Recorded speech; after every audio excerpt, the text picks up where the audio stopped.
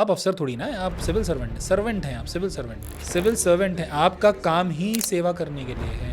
I don't think मतलब ऐसे कोई भी सवाल उसमें आना चाहिए। मतलब यू हैव टू बी आप पब्लिक के लिए काम करें तो पब्लिक के लिए अगर आप एक्सेसिबल नहीं है तो फिर व्हाट्स द पॉइंट। तो how was your experience at school? Even अगर मैं अपने आप को आज एक स्टेबल, एक मेंटली स्टेबल, स्पिरिचुअली इंक्लाइंड मैं अगर एक पर्सनालिटी के रूप में मानता हूँ तो it is because of my school. I was thinking कि आईआईटी, जैसे मैंने बहुत देखा है कि आईआईटी के जो स्टूडेंट्स हैं वो नेसेसरीली वो इंजीनियरिंग ना करें, लेकिन वो जो भी कर लेते हैं ठीक ठाक कर लेते हैं मेजॉरिटी ऑफ देम। तो ऐसा क्या करता है वो? एक तो आदमी बहुत मेहनत करके आता है आईआईटी में, बहुत मेहनत की तो उसे मेहनत करने की आदत होती है। तो जो ऐसा होता है कि जहाँ वो मेहनत करेगा तो फिर बहुत तेज़ लग के मेहनत करता है और वो पागलों जैसी मेहनत करने की उसकी एक आदत होती है। आप चाहे जितना अच्छा स्कूल बना लीजिए, आप चाहे जितना अच्छा इंफ्रास्ट्रक्चर कर लीजिए, एंड आप चाहे जितनी अच्छी टेक्नोलॉजी दे दीजिए, आप चाहे उनको यू प्रोवाइड देम एवरीथिंग, पर जब तक टीचर अच्छा नहीं होगा, जब तक टीचर मोटिवेटेड नहीं होगा, तब तक उस टीचिंग सिस्टम का या एजुकेशन सिस्टम का कुछ नहीं हो पाएगा। This time probably will be the best time where human values will be valued. Otherwise तो हम मशीनों वाला काम ही कर रहे थे ना। तो अगर आप टिपिकल टीचर को उठा लोगे सिर्फ नॉलेज ट्रांसफर कर रहा है, उसकी तो ज़रूरत भी नहीं है। नॉलेज तो ऑलरेडी फ्लोट कर रही है, ओवर फ्लोट कर रही है। 2 विलेजेस को हमने सोलराइज करने की कोशिश करी है। जैसे हमने एक जगह 200 connections we got for solar, और अभी हम एक पूरे गांव को सोलराइज करने की कोशिश कर रहे हैं। IAS और Ironman, which was tougher? IAS। Okay, हम स्टार्ट करते हैं एक इंटरेस्टिंग क्वेश्चन से। सो हमारी ऑर्गेनाइजेशन स्कूल्स के साथ काम करती है ऑलरेडी, तो हम काफ़ी टीचर्स के साथ, प्रिंसिपल्स के साथ काम करते हैं। और स्कूल लाइफ का बहुत इंपॉर्टेंट पार्ट होता है सभी की। आप एक IAS ऑफिसर बने, ठीक है। सो आपकी जर्नी में स्कूल के रोल्स बहुत इंपॉर्टेंट रहे हैं या फिर नहीं? जैसे सबके नहीं होता। कहीं मैंने पढ़ा था कि किसी बहुत फेमस किसी बंदे ने लिखा था कि I have never let my schooling come in between my education, right? So some people say this also कि भाई स्कूलिंग को नहीं आने दिया मैंने एजुकेशन में अपनी। तो how was your experience at school? मेरा तो बहुत अच्छा एक्सपीरियंस था। और मैं तो ये शायद मानता हूँ कि स्कूलिंग तो बहुत ज़रूरी है, और स्कूलिंग का जो रोल रहता है बड़ा इम्पोर्टेंट रहता है लाइफ में। क्योंकि मेरी स्कूलिंग 2-3 जगहों पे हुई। अगर मैं मेजरली कहूँ तो 2 जगह पर हुई है। एक रामनगर नैनीताल उत्तराखंड, जो आज उत्तराखंड में आता है, उस समय यूपी में हुआ करता था। तो वहाँ पर मेरी क्लास 8 तक की एजुकेशन हुई थी, and then 9th 10th 11th 12th मेरी प्रयागराज में स्कूल था, गंगा गुरुकुलम, महर्षि पतंजलि विद्या मंदिर गंगा गुरुकुलम। ओके। तो हम नाम से ही समझ रहे होंगे कि इसमें वैल्यूज की कितनी इंपॉर्टेंस होगी है। और ये गंगा किनारे ही था बना हुआ, मतलब प्रयागराज में। तो right from my value system जो मैं कहूँगा, मतलब हम डेली हमारा कुछ ना कुछ हुआ करता था। जैसे मंडे को every day in the morning Gita के श्लोक होते थे, 4 हम लोग श्लोक पढ़ा करते थे चैप्टर 2 के। और उसके बाद ट्यूसडे को हनुमान चालीसा, और वेंसडे को हमको मन की शक्ति देना। और इस तरह से मतलब हर दिन का हमारा एक शेड्यूल हुआ करता, जो हम फॉलो करा करते थे। एंड जब हमारी असेंबली हो जाया करती थी तब हम मेडिटेशन करते थे मॉर्निंग में for 5 minutes before starting of the classes. And then even after जो लंच हमारा होता था, हम लोग लंच से पहले ब्रह्म को अर्पित करते थे। हमारी एक श्लोक हुआ करता था जो हम सभी गाते थे, करते थे खाने से पहले। और खाने के बाद फिर मेडिटेशन होता था, और फिर क्लासेस स्टार्ट होती थी। और जाने से पहले हम फिर प्रार्थना करते थे और श्लोक हुआ करते थे, इसमें हम धन्यवाद करते थे टीचर्स वगैरह को। सो इट्स मोर अबाउट कि अपने कल्चर से जुड़े रहना, कल्चर से जुड़े रहे, वैल्यूज वहाँ से सीखी, मेडिटेशन से कनेक्ट आया, स्पिरिचुअलिटी के बारे में चीज़ें बेसिक्स पता चली कि अच्छा ये चीज़ें भी होती हैं, एग्जिस्ट करती हैं। क्योंकि आज के समय में लोग जितना मेंटल स्ट्रेस में कितना उस चीज़ को देख रहे हैं, उसको महसूस कर रहे हैं, लोग इतने स्पिरिचुअल मूवमेंट्स को ज्वाइन कर रहे हैं और उसकी इंपॉर्टेंस को समझ रहे हैं। तो वो सारी चीज़ें जो बेसिक्स थी वो मुझे वहाँ अपने स्कूल में मतलब जो गंगा गुरुकुलम था वहाँ मैंने सीखी। मतलब अगर आप बेसिक वैल्यू सिस्टम की बात करते हैं। उसके अलावा जो मेरी क्लास 10th की एजुकेशन थी, मैं ये किस क्लास तक किया? 9 तक? नहीं, this was 9th to 12th जो मेरा स्कूल था, मैं उसकी बात कर रहा हूँ। ठीक है। उसके पहले तो मैं एक नैनीताल जहाँ पढ़ा था, वहाँ स्कूल में पढ़ा था। तो वो तो एक छोटे से शहर का एक छोटा सा स्कूल हुआ करता था। और बट अगेन काशीपुर एक बहुत बड़ा सिटी है, इंडस्ट्रियल सिटी है उत्तराखंड का, तो वहाँ के लोग वहाँ पढ़ने आया करते थे। तो खैर वो तो मेरी बहुत पहली बात है, 8th के पहले की बात है। क्योंकि जब आप 9th के बाद आते हैं तो एक ज़्यादा रोल डिफाइनिंग, आपकी पर्सनालिटी डिफाइनिंग चीज़ें होती हैं, जो मेरे लिए प्रयागराज में हुई। और जो मैं बता रहा था आपको वो क्लास 9th के बाद की कहानी है, जो मैं आपको ये सारी वैल्यू सिस्टम और कल्चर, स्पिरिचुअलिटी से पूरा जो कनेक्ट होना वो वहाँ से हुआ। अच्छा, इसमें इंटरप्ट, अब जैसे इससे पहले वाला जो एक्सपीरियंस था वो स्कूल कैसा था? बिकॉज वो स्कूल भी बहुत अच्छा था, मतलब वो भी बहुत अच्छा था क्योंकि वहाँ पर स्पोर्ट्स को बहुत ध्यान दिया गया। वहाँ स्पोर्ट्स पे बहुत, we used to have very good annual function and sports का थिंग। पढ़ाई बहुत अच्छी थी, एक्स्ट्रा करिकुलर भी था, अच्छा एक्सपोजर बहुत अच्छा था, मतलब बहुत अच्छा था मैं कहूँगा। मतलब इवन जहाँ मैं प्रयाग में आया उतना अच्छा नहीं था करिकुलर, एक्स्ट्रा करिकुलर, बिकॉज वहाँ हम लोग बास्केटबॉल मैचेस होते थे, खो खो मैचेस हुआ करते थे, athletics meet very high quality, बहुत वेरी वेल फॉट और बहुत अच्छे। अब जैसे उस एज में 9th में टीनेजर एज, अब थोड़ा सा हम ज़्यादा सोचने लगते हैं, बहुत रेज होता है हमारे अंदर। उस टाइम पे फिर एक नए सिस्टम में आना, दैट टू स्लोअर सिस्टम जो कि वैल्यू की बात कर रहा है, प्रेयर्स की बात कर रहा है, हाँ। वो थोड़ा या फिर यू वर एबल टू, अगर जो आपका सवाल है, आप सवाल ने वैल्यू सिस्टम के हिसाब से आपने बात करी है, तो हाँ वो चीज़ नई थी, हाँ हमें नहीं पता था, जहाँ पे एक्स्ट्रा करिकुलर हम कुछ ऐसी नई चीज़ में आ गए।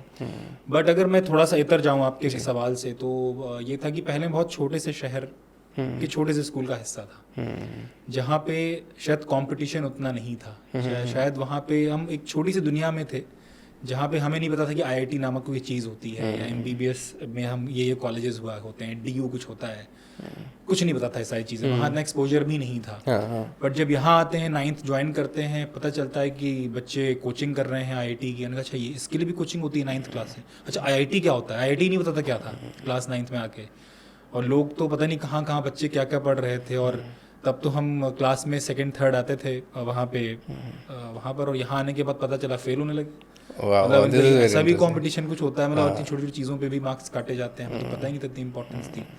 और इसका श्रेय बहुत बड़ा ये भी आता है कि जब जो स्कूल था, हम उनका पहले बैच थे। मतलब for example when we in class 9th we were the senior most, 10th में सीनियर मोस्ट, 11th में सीनियर मोस्ट, 12th में सीनियर मोस्ट। तो हमारे साथ स्कूल बढ़ता चला गया। तो उसका फ़ायदा ये हो कि क्लास 10th में we had the most amazing bunch of teachers, एक से एक बढ़ के टीचर्स, मतलब जिन्होंने हमें हिस्ट्री पढ़ाया, हिस्ट्री को मज़ा आ गया पढ़ने में उनके साथ। सबके ऊपर प्रेशर होगा ना कि पहला बैच है तो बहुत अच्छा होना चाहिए। जिन्होंने ज्योग्राफी पढ़ाया, इकोनॉमिक्स पढ़ाया, बहुत अच्छे पढ़ाया। मैथमेटिक्स में हमें इम्प्लाई बाय का मतलब किसी को नहीं पता होता, अभी भी लोग नहीं पकड़ पाते हैं। But we had one of the best, मतलब उस समय के इलाहाबाद यूनिवर्सिटी के जो one of the best mathematicians जो उस टाइम पे हुआ करते थे, उन्होंने हमें मैथमेटिक्स पढ़ाया, एंड वेरी गुड टीचर, मतलब and he was 70 years plus that time, retired होंगे ना टीचर्स बेसिकली। तो हमारे बैच को ही पढ़ाने के लिए वो आए थे आफ्टर अस ही रिटायर्ड एक्चुअली। तो इवन प्राइवेट स्कूल से भी उन्होंने रिटायरमेंट ले लिया था। तो अमेजिंग बंच ऑफ टीचर्स, मतलब क्या स्कूलिंग हुई थी, मज़ा आ गया था। मतलब सारे सब्जेक्ट, जो बेस मिला वहाँ पे मुझे, वो बेस मेरे लिए आगे बहुत हेल्प किया, क्योंकि मुझे वहीं पे हिस्ट्री से प्यार हुआ, मुझे वहीं सोशल साइंसेज से प्यार हुआ। वो अलग बात है कि मैं बाद में IIT चला गया, बट मेरा पहला प्यार तो सोशल साइंसेज ही था और हिस्ट्री था। हाँ, अगेन अब ये इंटरेस्टिंग बात है कि अब अगर प्यार हुआ उससे, तो फिर शादी क्यों नहीं हुई उससे? अब जैसा मैंने आपको बताया था, हमने पहले भी बात करी इसमें, शुरुआत में पॉडकास्ट की बात करी थी इसमें, कि उस समय होता था ना कि पेरेंट्स कहते थे बेटा तुम्हारे अच्छे मार्क्स आ गए हैं तो तुम या तो इंजीनियरिंग कर लो या तो तुम बायोलॉजी। यस। तो वही रहा कि मैंने पिताजी से बोला था कि पिताजी मैं थोड़ा आर्ट सीख लेता हूँ, बेटा तुम्हें मारेंगे, भागा के मारेंगे तुम्हें बेटा। तो फिर वो चीज़ें हुई कि नहीं, आप मैथमेटिक्स से बायोलॉजी करिए। तो फिर पिताजी ने कहा तो मैथमेटिक्स ही कर लो, ज़्यादा स्कोप है। उस समय क्योंकि IT बूम था, 2008 की बात है, तब स्कूलिंग हम कर रहे थे। तो कहा करो यार, IT बूम चल रहा है यार, IT जाओ, CS करना जाके, बढ़िया नौकरी का स्कोप रहेगा। डॉक्टरी में तो तुम बंद के रह जाओगे, बड़ी लंबी पढ़ाई है, बहुत लंबी पढ़ाई भी है। तब तक जब तक पता चला पढ़ के निकलोगे तब तक तो बहुत देर हो चुकी होगी। अब तो बढ़िया यहाँ पे जाओ, IIT में जाओ और नौकरी करो, कमाओ, और अगर मन करेगा तो IAS दे लेना। ऐसा करके मतलब बताया गया था। तो हमने भी सुन लिया, भाई ठीक है, पिताजी बोल रहे हैं, ज़्यादा एक्सपीरियंसड है, हम क्यों उसमें ज़्यादा उसमें करें, अगर आगे मन होगा तो खुद पढ़ लेंगे। एग्जैक्टली, हाँ। तो ये चीज़ थी, मतलब इस तरह से बात हुई। जो आपका सवाल था कि प्यार वो था, शादी किसी और से भी था। नाइस। सो फिर फाइनली जैसे कि ठीक है, पहुंच गए, फिर और कर लिया इंजीनियरिंग एंड देन आपने वो स्टोरी तो शेयर की थी कि देन यू वर कंफ्यूज्ड कि अब व्हाट इज नेक्स्ट, हाँ यस है ना, और फिर देन यू तो पूरी कहानी मैंने आपको बताई उसके हाँ बाद हाँ की। हाँ कि आपने मुझे स्कूलिंग पे आप वापस ले गए थे, मुझे ले गए हाँ मतलब हाँ तो वापस में मैं सवाल को पूरा कर देता हूँ आपके जवाब जी को, जी मतलब जी अपने कि क्लास 10th में ऐसा हुआ एंड देन क्लास 11th आया, तो क्लास 11 में क्योंकि सेट ऑफ टीचर्स बदल गए थे तो वहाँ मुझे रियलाइज हुआ कि टीचर्स की क्या इंपॉर्टेंस होती है। मतलब एक तरफ we had one of the best teachers और अभी एक एक्सपेरिमेंट के रूप में टीचर्स आ रहे थे, क्योंकि हमारे साथ ऐसा क्यों हुआ, चेंज क्यों हुआ? क्योंकि जो टीचर्स थे अब वो क्लास 11th 12th को नहीं पढ़ा रहे थे, मतलब वो okay okay okay social sciences तो रह नहीं गया आपका, अब तो सब्जेक्ट आ गया ना और जो स्पेसिफिक। हमें मैथमेटिक्स पढ़ा रहे थे वो रिटायर हो गए, हाँ तो मैथमेटिक्स कौन पढ़ाए, केमिस्ट्री कौन पढ़ाए, फिजिक्स कौन पढ़ाए क्लास 11th की, वो क्योंकि अचानक से आप अपग्रेड हो जाते हैं तो वो सारी चीज़ें बदलती हैं। प्लस स्कूल भी एक्सपेरिमेंट कर रहा था आपके साथ, आप भी पहले बैच हैं तो अब एक्सपेरिमेंट करेगा आपके साथ, बट ठीक है उसका भी अलग मज़ा था, उसका भी अलग अलग टीचरों से पढ़ने का मौका मिला, पता चला कि हमारे टीचिंग सिस्टम में भी बहुत काम करने की आवश्यकता है, वो भी एक रियलाइजेशन था मतलब उस टाइम पे। तो आपका जो सवाल था स्कूल का जो रोल था, तो right from value system, education, एक बेस बनाना मेरे IAS बनने का, वो भी मेरा काम स्कूल नहीं किया। स्कूल ने क्या, स्कूल इज़ वेरी इंपॉर्टेंट ना। इवन अगर मैं अपने आप को आज एक स्टेबल, एक मेंटली स्टेबल, स्पिरिचुअली इंक्लाइंड मैं अगर एक पर्सनालिटी के रूप में मानता हूँ तो it is because of my school. Very nice, very interesting. I hope they listen to this or some students studying in that school. नहीं बिल्कुल मैं पहुँचा भी दूंगा। अच्छा, नेक्स्ट ये है कि जैसे कॉलेज में और स्कूल को अगर हम कंपेयर करें तो ज़्यादा किसने शेप किया, स्कूल ने कि कॉलेज ने? स्कूल ने शेप किया। बेशक मैं स्कूल, हालांकि आई थिंक मुझे इतना सीखते तो हम हर जगह ही हैं, बिकॉज हालांकि मैं इतना तो मैं नहीं कह सकता, बट लेकिन हाँ मेरा कॉलेज का भी रोल बहुत बड़ा था, बहुत बड़ा था। ये तो लेकिन हाँ स्कूल ने शायद मुझे ज़्यादा सिखाया एज फार एज मेरे जो बेस था मेरा, मेरे जो बेसिक्स थे, मेरी पर्सनालिटी के बेसिक्स थे, राइट वो मेरे बेसिक स्कूल से मिले। बट जो एक सोचने का नज़रिया था, एक ब्रॉड चीज़ों को देखना, क्योंकि यार देखिए पहले तो हम एक छोटे शहर से निकल के आए प्रयागराज तक, अब प्रयागराज से भी जब बाहर निकले पहुंचे चेन्नई, अब आप सोचिए हम यूपी के भी एक छोटे से थे, हम थे तो प्रयागराज से ही, तो थोड़ी सोच छोटी रह जाती है क्योंकि एक्सपोजर नहीं होता बाहर की दुनिया का, और हर कहीं का कल्चर अलग अलग होता है। पर जब मेट्रोपॉलिटन में जाते हैं तो कल्चर खुलता है, फिर आप अलग अलग कल्चरों से एक्सपोज होते हैं तो आपकी थिंकिंग खुलती है, आपको पता चलता है ये भी नजरिया है जिंदगी को देखने का। हाँ, मैं यही सोच रहा था। उसमें जेंडर स्पेसिफिक भी आता है, उसमें कल्चर स्पेसिफिक भी आता है, उसमें बोलचाल का ढंग भी आता है, लैंग्वेज भी आती है, क्योंकि जब चेन्नई गए तो यार अंग्रेजी बहुत ज़्यादा बोलनी पड़ रही थी, हिंदी ऐसा भी नहीं था कि बहुत फ्लुएंट इंग्लिश बोलते थे भाई, हम तो ठेठ प्रयागराजी थे, आए थे वहाँ से, तो हमें क्या पता था कि भाई इतनी अच्छी अंग्रेजी बोलने लायक लोग भी होते हैं, इतना बढ़िया अंग्रेजी। और वहाँ पर सब जगह से आए हुए हैं लोग, सब जगह से, तो जो यूनाइटेड कर रही है लैंग्वेज वो इंग्लिश ही है एक्चुअली, इंग्लिश ही कर रही थी वहाँ पे, तो वही कर रही थी अब। और इवन टीचिंग वगैरह भी इंग्लिश में ही थी, और वो टीचर्स भी इंग्लिश में ही पढ़ाते थे ज़्यादा, ये भी एक था। और साउथ ज़्यादातर जो टीचर्स थे वहाँ, जो प्रोफेसर्स थे, असिस्टेंट प्रोफेसर्स, साउथ इंडियन ज़्यादा थे, नॉर्थ इंडियंस बहुत कम थे, ना के बराबर थे, तो वो इंग्लिश में बातें हो रही हैं। फिर जेंडर की तरफ भी एक खुला कि अच्छा ये ऐसी भी सोच रखते हैं, ऐसा भी सोच हो सकती है, फेमिनिज्म क्या होता है ये भी पता चला वहाँ पर, ये तो पहले सुना ही नहीं था यहाँ तो प्रयागराज में, तो वहाँ पता चला ये भी चीज़ें होती हैं। तो बहुत सोच का एक दायरा था बहुत खुला, बातें करने को मिली, एक्सपोजर मिला, बहुत सारी फील्ड में घुसने का मौका मिला, क्योंकि IIT एक तरह से मल्टी डिसिप्लिनरी जो है उसको स्टडी को या अध्ययन को काफ़ी प्रमोट करता है, तो अलग अलग फील्ड में जाके अलग अलग चीज़ों को देखने का पढ़ने का मौका मिला। मैं थोड़ा सा एडिशन कर देता हूँ मतलब आगे के लिए, कि जो सोशियोलॉजी मैंने एक अपना ऑप्शनल रखा था IAS में, वो मैंने बिना सोच समझे नहीं रखा था। वो तो इत्तेफाक की बात है कि हमारे ह्यूमैनिटीज साइंसेस का एक विभाग था, हमारा एक डिपार्टमेंट था वहाँ पर IIT में, तो हम लोग को फ्री इलेक्टिव कोर्सेज लेने का मौका मिलता था। तो फ्री इलेक्टिव में सोशियोलॉजी ऐसी आया, मैंने देखा कि अच्छा ये इंट्रोडक्शन सोशियोलॉजी एक आया हुआ है, मैंने कहा इंटरेस्टिंग लग रहा है, हो सकता है IAS में काम आ जाए बाद में, पढ़ के देखते हैं, कुछ एक्सप्लोर करते हैं। जब एक्सप्लोर किया, जब पढ़ा तो बड़ा मज़ा आया, मैंने कहा सोसाइटी को अच्छा ऐसे भी दिखाया जा सकता है, मतलब सोसाइटी में अच्छा ये भी नज़रिया होता है, मतलब क्योंकि पहले मैं बड़ा परप्लेक्स था कि सोसाइटी को देखें कैसे, मतलब बड़ी कॉम्प्लेक्स सोसाइटी है अपनी ना, तो उसको इसका हम रस कैसे निकालें, है क्या मतलब देखें कैसे सोसाइटी को। तो सोशियोलॉजी ने वो नज़रिया दिया और फिर पढ़ना शुरू कर दिया उस कारण मैंने सोशियोलॉजी को, तो बड़ा इंटरेस्ट आया यार, ये तो है, इसमें मज़ा आ रहा है, मतलब इसमें तो बहुत सारे पर्सपेक्टिव्स मिल रहे हैं चीज़ों के। इस कारण फिर सोशियोलॉजी आगे फिर मुझे काम आई और मैंने उसको लिया आउट ऑफ इंटरेस्ट।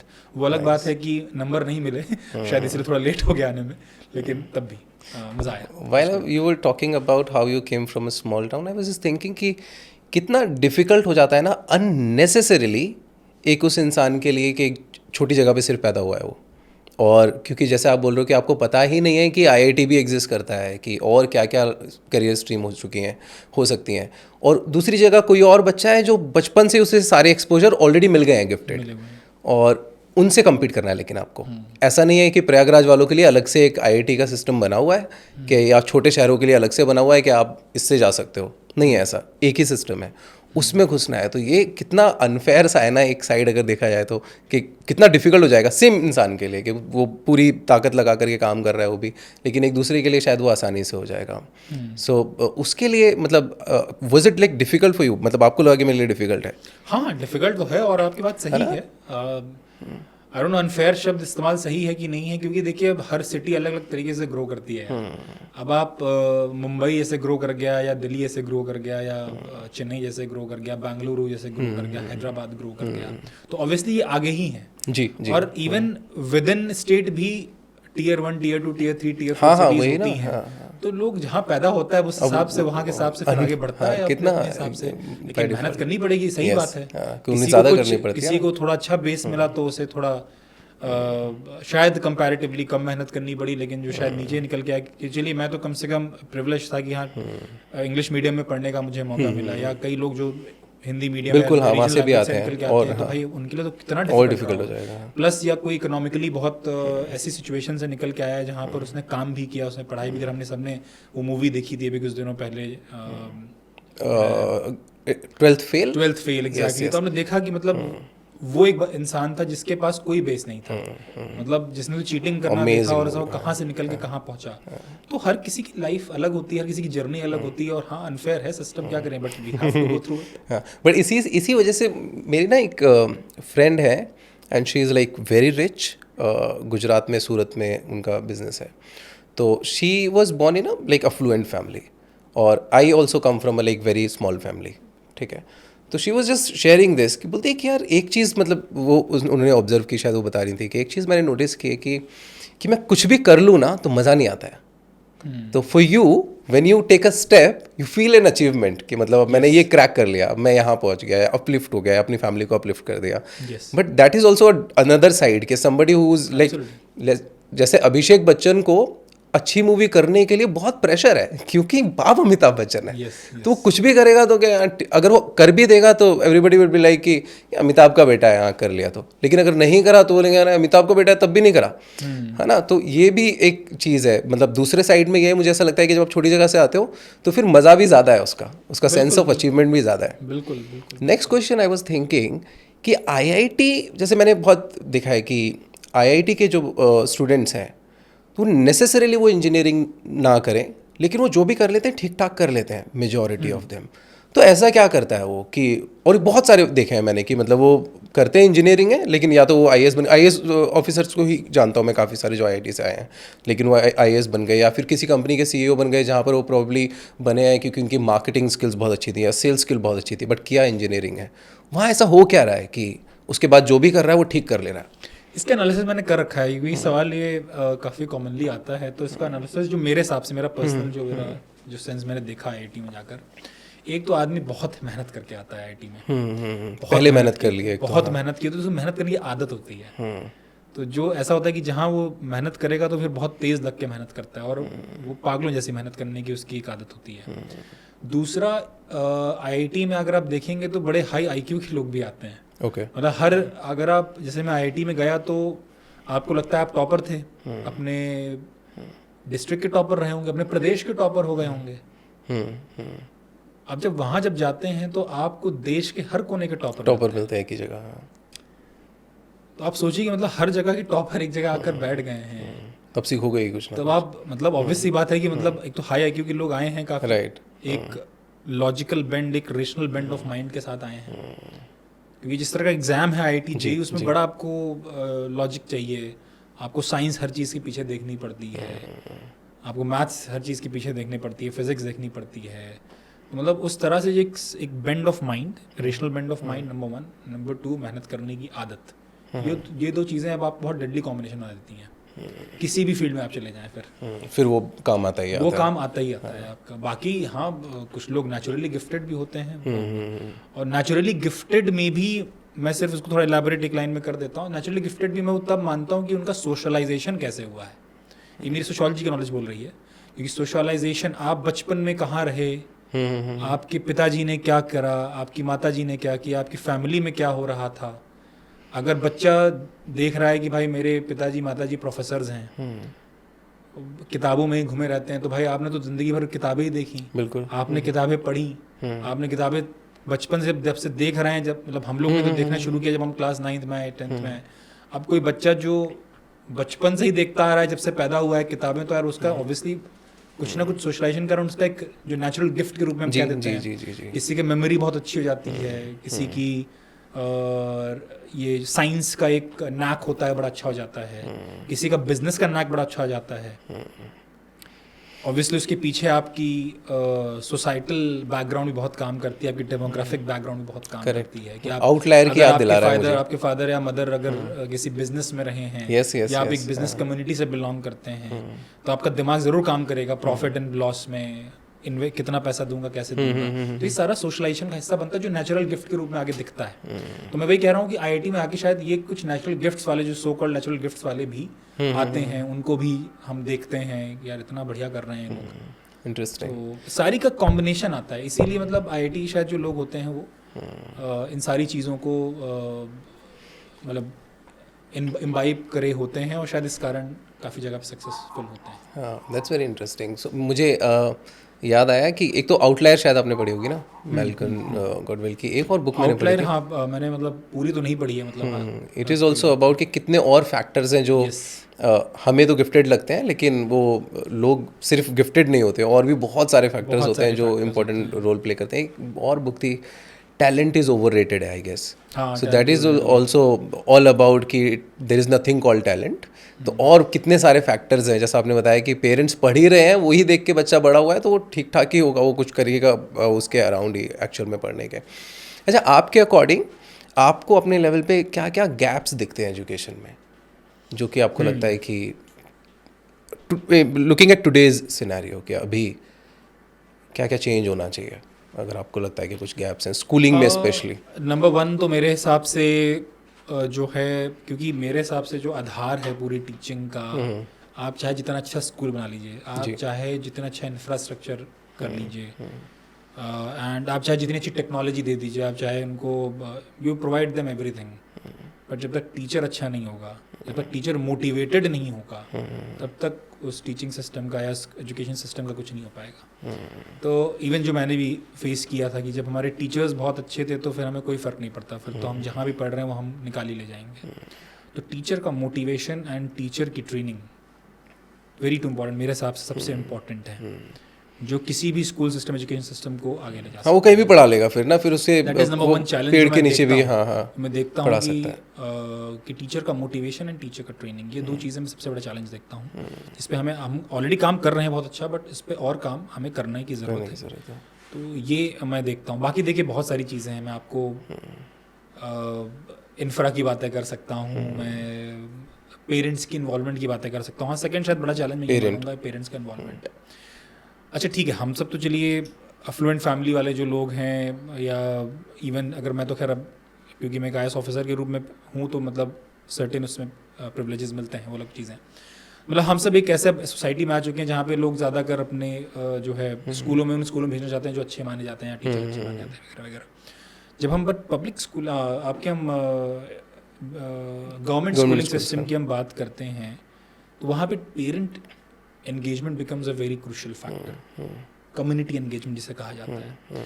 क्योंकि आप खुद सोचो ना यार, अगर मैं एक लेबरर हूँ, मैं एक किसान हूँ यार, मैं तो सुबह सुबह निकल जाता हूँ अपनी दिहाड़ी कमाने के लिए। अब मेरा बच्चा जा रहा है कि नहीं जा रहा है, मेरा तो मेन मकसद है कि मैं अपना पेट कैसे पालूंगा, मैं पैसे कैसे कमाऊंगा, मेरा बच्चा जो है वो मेरा हाथ बटा दे कम से कम आकर।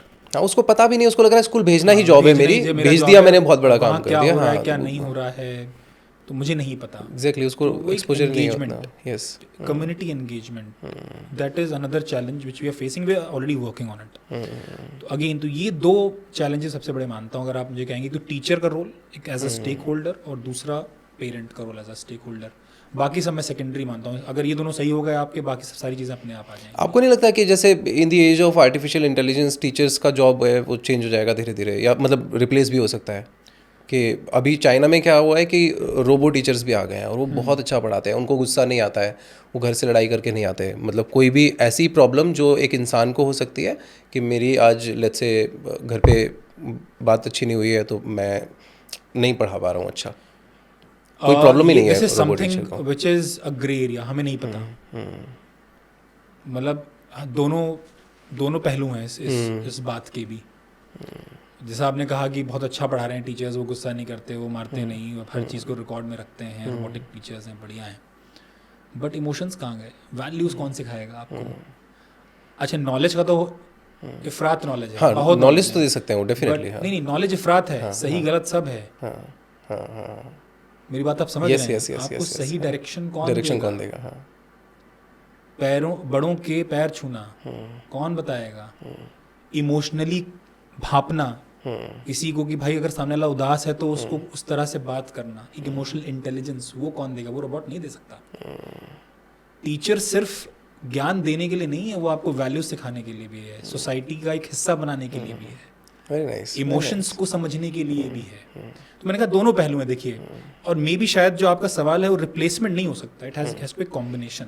यस, हो सकता है कि मेरा टीचर बहुत अच्छे से ट्रेन ना हो, उसकी नॉलेज बहुत अच्छी ना हो, तो नॉलेज के लिए हम उसके लिए रोबोट का इस्तेमाल कर लें बगल में, बट उसको कैसे यूज करना है, इमोशनली कैसे टैकल करना है, इमोशनल इंटेलिजेंस कैसे डेवलप करना है, वैल्यू सिस्टम कैसे करना है, और जो नॉलेज रोबोट दे रहा है उसको कैसे हमें बताना है डिफरेंट पर्सपेक्टिव से चीज़ों को, वो आपका टीचर बताएगा। मुझे बहुत पसंद आया है जवाब, बिकॉज मुझे भी ऐसा लगता है कि जितना मशीन लर्निंग या फिर मशीन्स अवेलेबल हो जाएंगी हमारे काम के लिए, this time probably will be the best time where human values will be valued. Yes, otherwise तो हम मशीनों वाला काम ही कर रहे थे ना।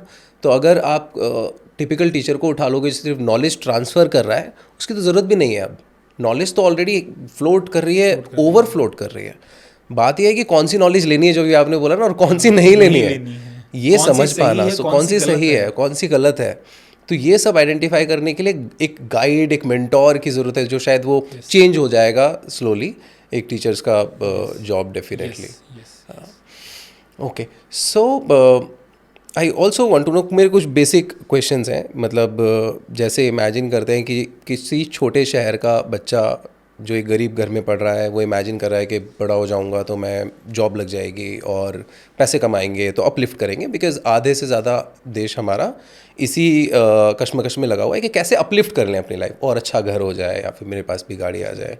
तो जैसे सिविल सर्विसेज एक स्ट्रीम है और वो ये भी देख रहा है, इसमें अब जब बन जाते हैं IAS, तो IAS को पर्क्स कैसे मिलते हैं?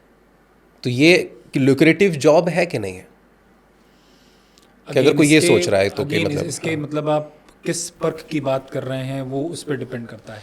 अगर आप पैसे, घर, गाड़ी, हाँ मैं वही उस बार, अगर आप पर्क की बात कर रहे हैं कि मैं फिजिकल पर्क्स या दिखने वाले पर्क्स की बात कर रहे हैं, हाँ ठीक है, सही बात है। आपको ऑब्वियसली आपके पास इतना सारा डिपार्टमेंट्स आपके पास रहता है, एज एन IAS ऑफिसर आप बहुत चीज़ों को टैकल करते हैं, देखते हैं।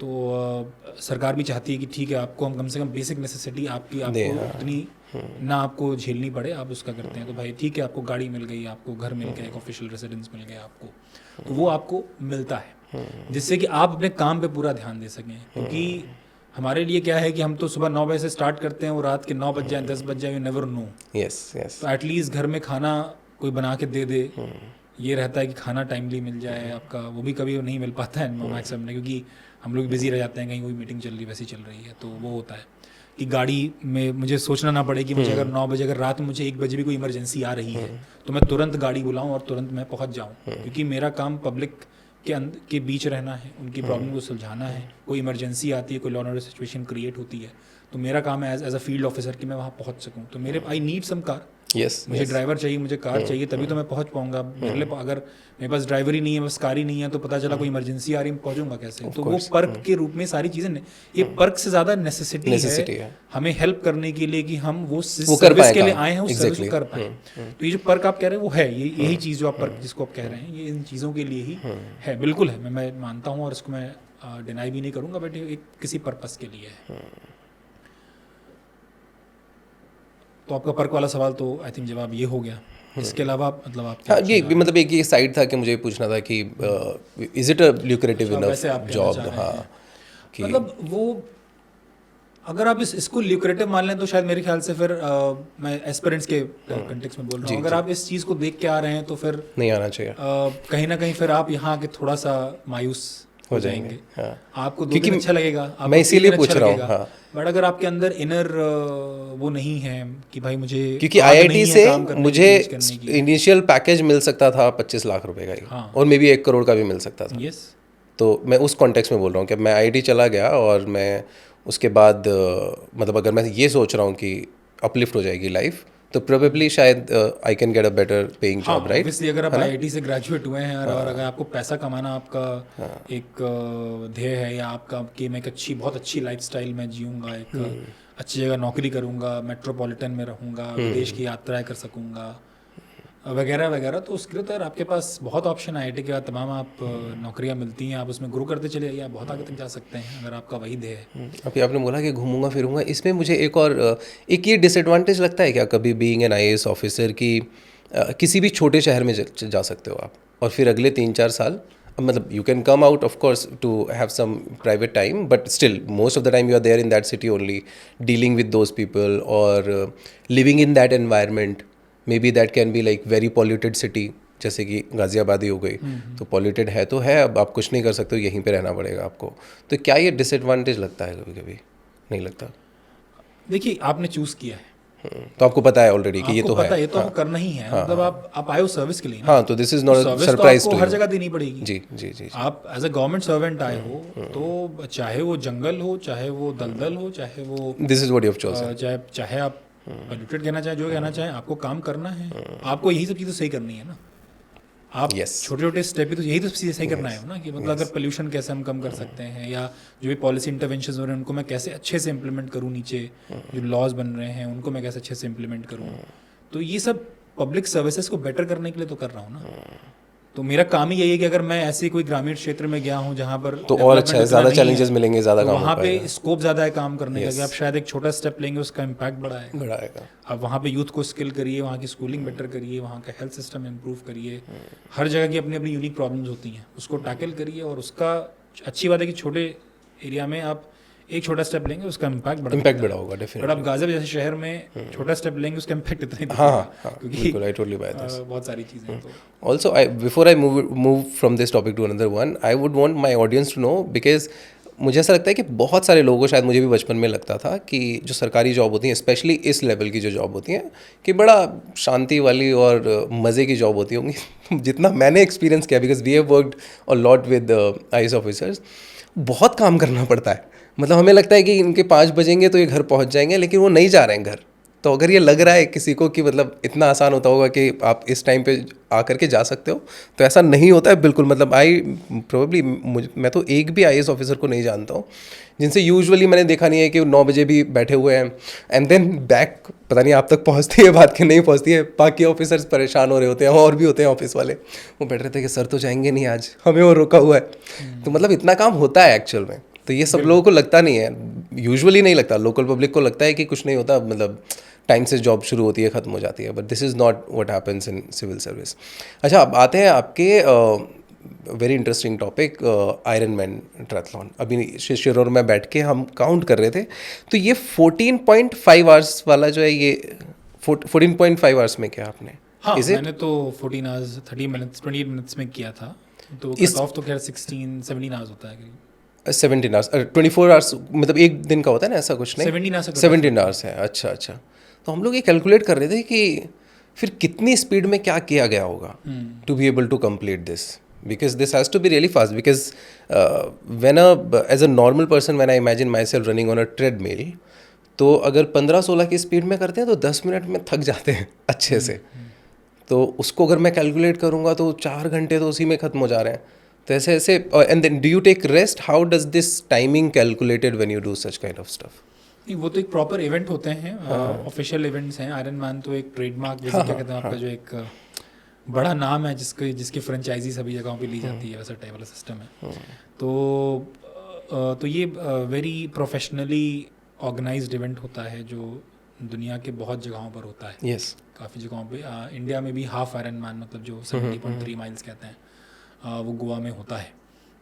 तो बेसिकली आपको पहले स्विम करना होता है। तो आपने हाफ वाला किया था पहले? हाफ मैंने गोवा किया। अच्छा, 2022 में किया था मैंने, और 2024 में फिर फुल किया था। तो जैसे 4 किलोमीटर स्विम करना होता है, 3.9 to be specific, 3.8 kilometres of swimming जो है 42 किलोमीटर रन। नहीं, सबसे पहले तो स्विम करना होता है swim, 3.8 किलोमीटर आपको स्विम करना है सबसे पहले, और वो सी में करना है। तो आपको फिर अगेन अपने मेंटल ब्लॉकेजेस को आपको हटा कर कि भाई सी में जाके स्विम करना है, लहरें हैं नीचे, क्या है, ज़रा जेली फिशेस और फिश, कोई भी फिश आ सकती है, मतलब तो डर रहता ही है, वो चीज़ें हैं, और अननोन टाइप का रहता है। पहले आप वो करिए। ये दोबारा टाइम दिया जाता है जस्ट इन केस अगर लेट्स से कुछ ऐसा हो गया कि लेट्स से जेलीफिश आ गया या कुछ हुआ, या जिसकी वजह से नहीं, अगर वो तो फिर अबाउट, फिर आप डिस्क्वालीफाइड, टीक्यू। अच्छा, ऐसा कोई नेचुरल मतलब इशू से मुझे रिलीफ नहीं मिलेगा कि ठीक है कम अगेन? नहीं, मतलब आप अगले साल फिर ज्वाइन कर सकते हैं। अच्छा, नहीं, अगले साल आइए, आप फिर से उसका पेमेंट करिए, फी पे करिए, वो चीज़ें हैं। तो पहले आप 3.8 किलोमीटर्स को स्विम करते हैं, उसके बाद फिर एक ट्रांजिशन जोन होता है, क्योंकि आप जब स्विम कर रहे होते हैं तो जब ठंडा पानी होता है तो उसमें आपको एक वेट सूट अलाउड होता है। तो वेट सूट आप निकालते हो, नीचे ट्राई सूट होता है, ट्रायथलॉन का सूट होता है, जिसमें पीछे आपके ग्लूट्स में वो लगे रहते हैं, पैड्स लगे रहते हैं फॉर साइकिलिंग पर्पस, छोटे ज़्यादा नहीं, पतले से पैड्स होते हैं। और फिर आप न्यूट्रिशन वगैरह, क्योंकि आप खाना तो खा नहीं सकते इसमें, तो हम लोग ट्रांजिशन में सबसे पहले अपना वेट सूट निकालते हैं, अपने साइकिलिंग वाले शूज़ जो हैं वो पहन लेते हैं, हेलमेट सब लगा रहता है। साइकिल में ही साइकिल का एक पूरा एरिना होता है। आप जाते हैं अपने बिब नंबर के पास, अपनी साइकिल उतारते हैं, उसको बोर्ड करते हैं, और 180 किलोमीटर साइकिलिंग चालू हो जाती है। तो 180 किलोमीटर साइकिलिंग आपकी उसके बाद होती है। और उसमें फिर विंड्स मिल रही हैं आपको, कहीं पर हेड विंड आ रही है, कहीं साइड विंड मार रहा है, एरो पोजीशन में आप पूरे टाइम बैठे हुए हैं। तो ये प्रैक्टिस। इसमें कितना टाइम लगा था साइकिल में आपको? मुझे लगे थे 6.5 घंटे। 6.5 घंटे मुझे लगे थे। तो मैंने करीब 28 kmph की जो है एवरेज स्पीड थी इसमें। और उसके बाद फिर जब आप ख़त्म करते हैं तो फिर आपको एक फुल मैराथन भागनी होती है इसके बाद, 42 किलोमीटर जो 42 किलोमीटर होता है। तो फिर वो भी आपको 4 घंटे 4.5 घंटे में भागनी है। अब इसमें अगर गैप लेना है किसी को थोड़ा सा, लेट्स से मैंने जल्दी आप ले सकते हैं, मतलब ये तो आपके ऊपर, अगर आपका टाइम का नहीं है कि भाई मुझे किसी पर्टिकुलर टाइम में ख़त्म करना है, तो आप 17 घंटे तक पूरा टाइम ले लीजिए, कोई दिक्कत नहीं है। आप कट ऑफ से पहले आइए और उसको क्रॉस करिए। This is more of an endurance event. आपने देखा वहाँ पे किसी को जैसे who was like really fast but made it easy, कि पहले कर लिया, थोड़ा सा रिलैक्स किया? मैं खुद था। अच्छा। तो आप उसमें आराम से चल सकते हैं। जैसे मेरा इंजरी था तो मुझे नहीं भागना था फुल ऑन की भाई मैं तेज भाग रहा हूँ। मैं कभी जॉग कर रहा हूँ, कभी वॉक कर रहा हूँ, कभी जॉग कर रहा हूँ, वॉक कर रहा हूँ, आराम से टहलते हुए, बढ़िया। टहलते हुए तो खैर नहीं हुआ होगा। नॉट टहलना एग्जैक्टली, जॉग वॉक जॉग। मैंने देखा कि कहाँ आता है ये, मतलब टफेस्ट कौन से हैं पूरे वर्ल्ड के। तो बकले था टॉप पे, और this was around 5th and 5th 6th के आसपास है ये तो थोड़ा मोस्ट चैलेंजिंग है। अच्छा, वैसे आप कह रहे हैं मोस्ट चैलेंजिंग जितने हैं ये नहीं, इसको सिंगल डे का तो सबसे हाँ। तो जैसे और भी हैं, हाँ, और भी हैं, जैसे एवरेस्ट क्लाइंबिंग हो गया, बकले हो गया। तो सारा मैंने रैंक निकाला इसका, तो this was like 5th 4th 5th 6th के आसपास आ रहा था इसका नंबर। 5th होना चाहिए। अब मुझे नहीं पता ऊपर आप कौन सा मान रहे हैं। बर्कले क्या होता है? बर्कले करके है एक यूएस का, और उसमें मेरे ख्याल से 162 किलोमीटर्स हैं कुछ अप्रॉक्सीमेटली। अच्छा। और उसमें कुछ बहुत डिफ़िकल्ट टेरेन्स होते हैं। अच्छा। जिसमें आपको क्रॉस करना होता है। बर्कले मैराथन्स है। देन बर्कले मैराथन, हाँ, the Berkeley marathon USA 160+ kilometre through brutal terrain, thorns, no clear trails, ऐसा करके है। और it is elevation gain like climbing Everest twice. अरे बाप रे, इतना। और फिर आपका आ गया क्लाइंबिंग माउंट एवरेस्ट, दिन मैराथन ये दी सेबल्स सहारा डेजर्ट में, इसमें 50 डिग्री सेल्सियस में बहुत डिफिकल्ट, और third fourth and then fifth आ गया आयरनमैन ट्रायथलॉन। तो फिफ्थ मतलब मुझे लग रहा था कि fourth is bad water. So Badwater is Death Valley, USA. 217 kilometer non-stop run in 50 degrees Celsius heat. Includes 4,000 meter elevation gain. तो ये अच्छा, इसमें I'm surprised मैंने इंग्लिश चैनल कैसे नहीं डाल रखा है इन्होंने। अच्छा आपने इंग्लिश चैनल में किया ना, वो क्या था, मैंने उसके बारे में देखा नहीं। What is English channel? Swimming से रिलेटेड? स्विम करते हैं, इंग्लिश चैनल क्रॉस करते हैं। हाँ, अच्छा। यूके से स्टार्ट करके फ्रांस में पहुंचते हैं। वो भी किया है आपने? वो भी किया था। वो पहले किया था? नहीं, वो तो अभी किया है। वो भी किया। अभी पार्क स्ट्रेट भी क्रॉस किया था, श्रीलंका से इंडिया, जो राम सेतु के बगल में। यस। तो वो भी तैरा था। तो English channel was more difficult, और English channel was more difficult क्योंकि वहाँ का पानी बहुत ज़्यादा ठंडा होता है, बहुत ठंडा, and you not allowed to wear anything. सिर्फ एक कॉस्ट्यूम आप पहनते हैं। वो तो पानी में तो पहनने का वैसे भी फायदा होता है क्या, पानी में पहनने का? बहुत ठंडा पानी इज लाइक कि नहीं, क्योंकि वो तो चला ही जाता है ना पानी अंदर, तो पहन भी लिया तो ठंड तो लगेगी। Does it safe? नहीं, वो तो आपका टेम्परेचर कंट्रोल करता है जो अच्छा होता है आपका। हाँ। उसमें आपको ठंड नहीं लगती। उसमें ठंड लगती है, वो तो चिपक जाता है बॉडी से पूरा आपका। तो ठंड तो वैसे भी सांस जल्दी फूलेगी उसमें, मतलब बहुत सिंपल सी बात है। नॉर्मली बहुत ज़्यादा ठंड, नॉर्मल अगर पानी ऐसे डाल लो, बकेट डाल लो ठंडे पानी का, तो जल्दी से वही चीज़ आप 2-3 घंटे के लिए लगातार फील कर रहे हैं, and you can't help, just swimming आप कुछ नहीं करते। Why do you do it? ये तो मेरा वंस इन अ लाइफ ही था कि करना है, लाइफ टाइम वाला ही था, एक बार एक्सपीरियंस करके। क्यों करते हैं ये सवाल थोड़ा मुश्किल है बताना। I don't know, may be शायद अपने आप को थोड़ा चैलेंज करना पसंद करता हूँ, या मेंटली अपने आप को शायद उतना और स्ट्रॉन्ग बनाना चाहता हूँ शायद। बट मे बी शायद मैं एक ही बार करूँगा, मैं कभी फिर से नहीं करना चाहूँगा, बिकॉज मुझे लगता है कि मुझे लाइफ में बहुत और भी कुछ करना है, और इसको मैं अपनी लाइफ का ध्येय तो नहीं बिल्कुल मैं मानता हूँ।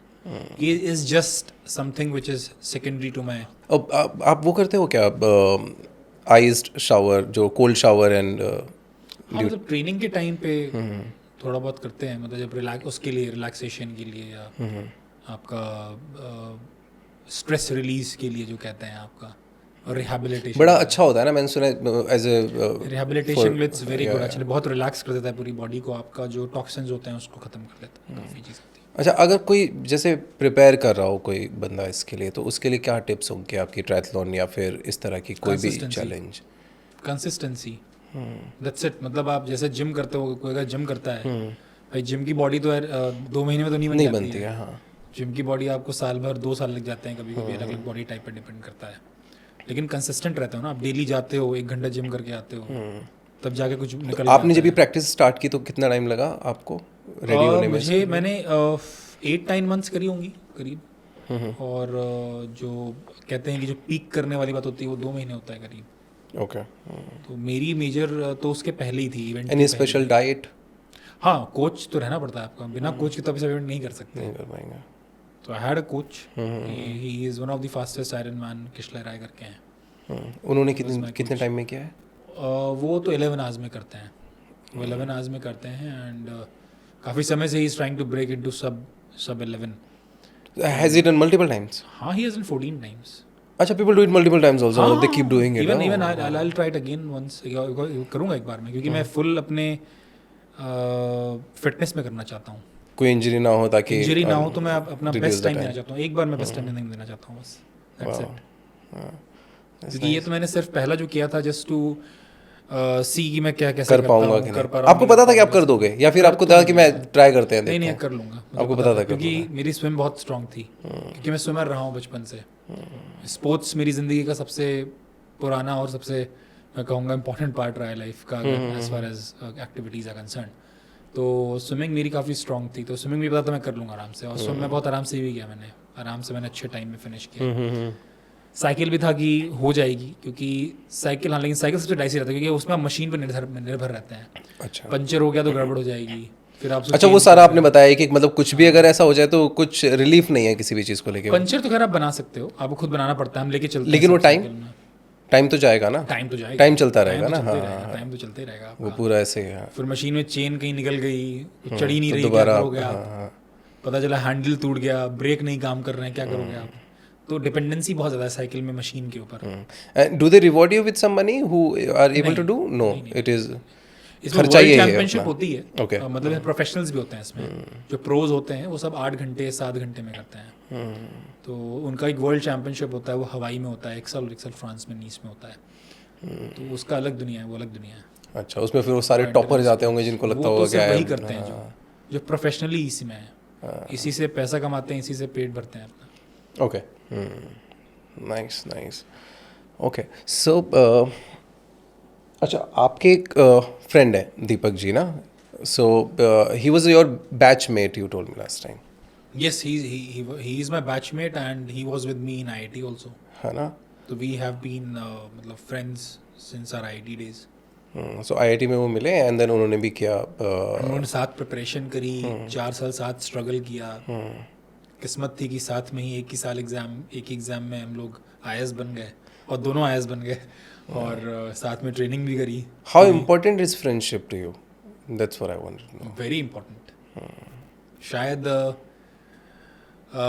प्रिपरेशन में बार बार फेलियर के बाद एक दूसरे को उठाना, मेंटली एक दूसरे को स्ट्रॉन्ग करना, इमोशनली चीज़ों को शेयर करना. जो आप किसी से शेयर नहीं कर सकते हैं वो अपने दोस्त से आप शेयर करते हैं.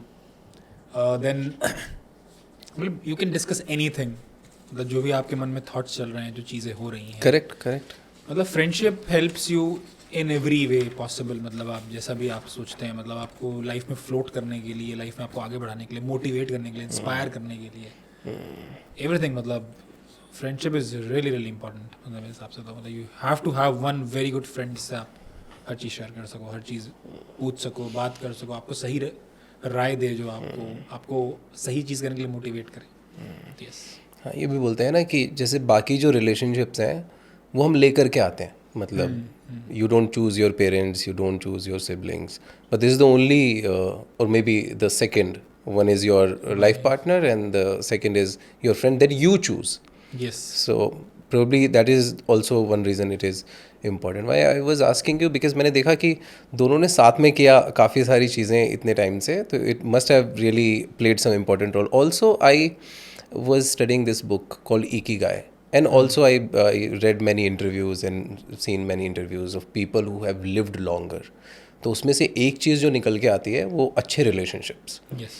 कि मतलब ये आपकी लाइफ एक्सपेक्टेंसी ही अफेक्ट कर देता है सीधे, कि if you do not have people to talk to और अच्छे रिलेशनशिप्स अगर नहीं है तो आप कम जीते हैं in comparison to people who have good people around them and they talk and they share and then they do stuff with them. So इसलिए फिर मैंने ये भी पढ़ा था कि आपकी वाइफ ने आपको बहुत सपोर्ट किया. Yes absolutely. So how was that like? I want to know this. अगर मैं बहुत स्पेसिफिक इसका आंसर देना चाहूँ तो मतलब मेरी प्रिपरेशन जब शुरू हुई थी IAS की, सिविल सर्विसेज की, तो मैं शायद उतना अच्छा नहीं था. मतलब बहुत अगर मैं सिस्टमैटिक तरीके से पढ़ने में या एक कॉम्पिटिटिव एग्ज़ाम को कैसे निकाल, क्योंकि IIT थोड़ा स्पेसिफिक एग्ज़ाम होता है और उसमें आप अगर आप कोचिंग कर लेते हैं वगैरह या जो भी आपको थोड़ा बहुत हेल्प मिल जाता है या आपका वो नैक होता है तो आप बिना उसके भी कर लेते हो तमाम चीज़ें. तो एक बड़ा स्पेसिफिक होता है कि भाई फिजिक्स पढ़नी है, केमिस्ट्री पढ़नी है, ये करनी है. बट सिविल सर्विसेज थोड़ा सा कॉम्प्लेक्स है. मतलब थोड़ा सा बहुत सारी चीज़ें हैं, मतलब एवरीथिंग अंडर द सन है. आपको क्या पढ़ना है, कैसे पढ़ना है, स्ट्रेटजिकली कैसे पढ़ना है, तो ये सारी चीज़ें मुझे नहीं पता थी टू बी ऑनेस्ट. मतलब मैंने जब शुरू किया था या शायद मैंने उतना होमवर्क नहीं किया जो मुझे करना चाहिए था. बट मेरी वाइफ जो थी उस समय, मतलब शी वॉज अ फ्रेंड, तो उसने बताया कि भाई देख, तेरे पहली बात तो तेरा कोई टाइम टेबल नहीं है, तो पहले टाइम टेबल बना. तूने मंथ का, ईयर का तूने क्या डिसाइड कर रखा है, तू कब क्या पढ़ने वाला है. तो she used to sit with me every day and मुझसे पूछती थी भाई तुम. Was she also an aspirant? नहीं, शी इज़ अ डॉक्टर. तो उसने कहा कि तूने प्रीवियस ईयर क्वेश्चंस को एनालाइज किया कि नहीं किया, तूने डेली तू पढ़ रहा है कि नहीं पढ़ रहा है, तुझे इतने घंटे पढ़ना है, तूने पढ़ाई की नहीं पढ़ाई. अच्छा, तो पढ़ाई तभी इंटरेस्टिंग होती है तुझे पता हो तुझे पढ़ना क्या है, तेरा टारगेट क्या है. तेरे को जब पता है कि भाई तेरे को 2 चैप्टर खत्म करना है तो तू झक मार के उसे खत्म हो जाएंगे, मतलब कर लेगा तू. मतलब लेकिन अब तू ये बस तू खोल के बैठ गया कि भाई मैं आज जितना पढ़ सकता हूँ पढ़ लूँगा, तो वो तो कुछ है ही नहीं. कहीं पता चलेगा 2 पेज में तेरा मन भर जाएगा, तो कहीं पता चलेगा तेरा 20 पेज में मन भर जाएगा. पहले डिसाइड तो करो जी पढ़ना कितना है, हफ्ते में कितना पढ़ना है, महीने में कितना पढ़ना है, साल भर में कितना पढ़ना है. तो एक शेड्यूलिंग करना, टाइम टेबल बनाना. मतलब मैं एकेडमिकली की बात कर रहा हूँ कि जब उसने सारी चीज़ें मुझे बताया कि कैसे पढ़ाई जाती है.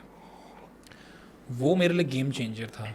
मतलब इट जस्ट, मतलब जो मेरी इतनी मेहनत थी पूरे साल की, वो इतनी जब एक डायरेक्शन में लग गई तो वो एक बहुत ज़बरदस्त मतलब एक आया बन के। एंड देन इमोशनली बहुत सपोर्ट किया उस टाइम, क्योंकि इतने फेलियर्स वगैरह उस टाइम पे मिल रहे थे। तो मेरे 2 ही लोग थे, या तो मेरी वाइफ थी या मेरा दोस्त था दीपक। तो हम दोनों ही एक दूसरे को, मतलब पेरेंट्स ऑब्वियसली थे, बट पेरेंट्स भी, अब मेरे पेरेंट्स उतने नहीं समझदार थे कि वो समझें कि सिविल सर्विसेज में क्या होता है, वो क्या बताएं मुझे उतना। लेकिन जब ये दोनों थे तो ये दोनों मेरे उस समय के स्तंभ बन गए थे, एज फार एज एकेडमिक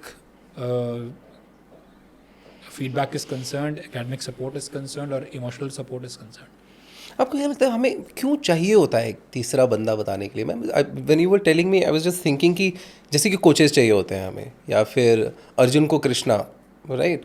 कि कोई ना, जब कोई हमें बता देता है तो हमें बाहर से क्यों चाहिए होता है, और फिर वो कैसे हम बदल देते हैं फिर सब कुछ? What does really happen? मतलब I am just thinking about it कि, और एक्चुअल में ऐसा होता है मतलब, बिकॉज अगर आप गीता में भी देखेंगे तो अर्जुन इज़ ऑलमोस्ट लॉस्ट, मतलब छोड़ दिया उसने, उसे गांडीव उठ नहीं रहा है ना, वो हताश हो गया है। फिर वहाँ पर कृष्ण जी हैं खड़े हुए, और फिर वो 2 बातें बोलते हैं और सब पलट जाता है। तो और ऐसे ही कोचेस होते हैं कि मेरे ख्याल से क्योंकि मैंने कभी सोचा नहीं था इस बारे में, मैंने बस अभी ऐसे सोचा है, आपने पूछा, मैं वही सोच रहा था कि इसका क्या पॉसिबल आंसर हो सकता है। तो मुझे ऐसा लगता है कि शायद हम लोग ना बहुत सारे थॉट्स से घिरे रहते हैं। तो कोई होता है जो, और हमें नहीं पता कि कौन सा थॉट सही है कौन सा गलत है, और कई बार हम वो पूरा क्लाउड कर देता है हमारे पूरे माइंड को, और हम उसी में घूम जाते हैं कि यार ये करूँगा तो क्या होगा, अच्छा ये करूँगा तो क्या होगा, अच्छा ये बोलूँगा तो वो क्या सोचने वाला है, अच्छा ये क्या सोचने वाला है।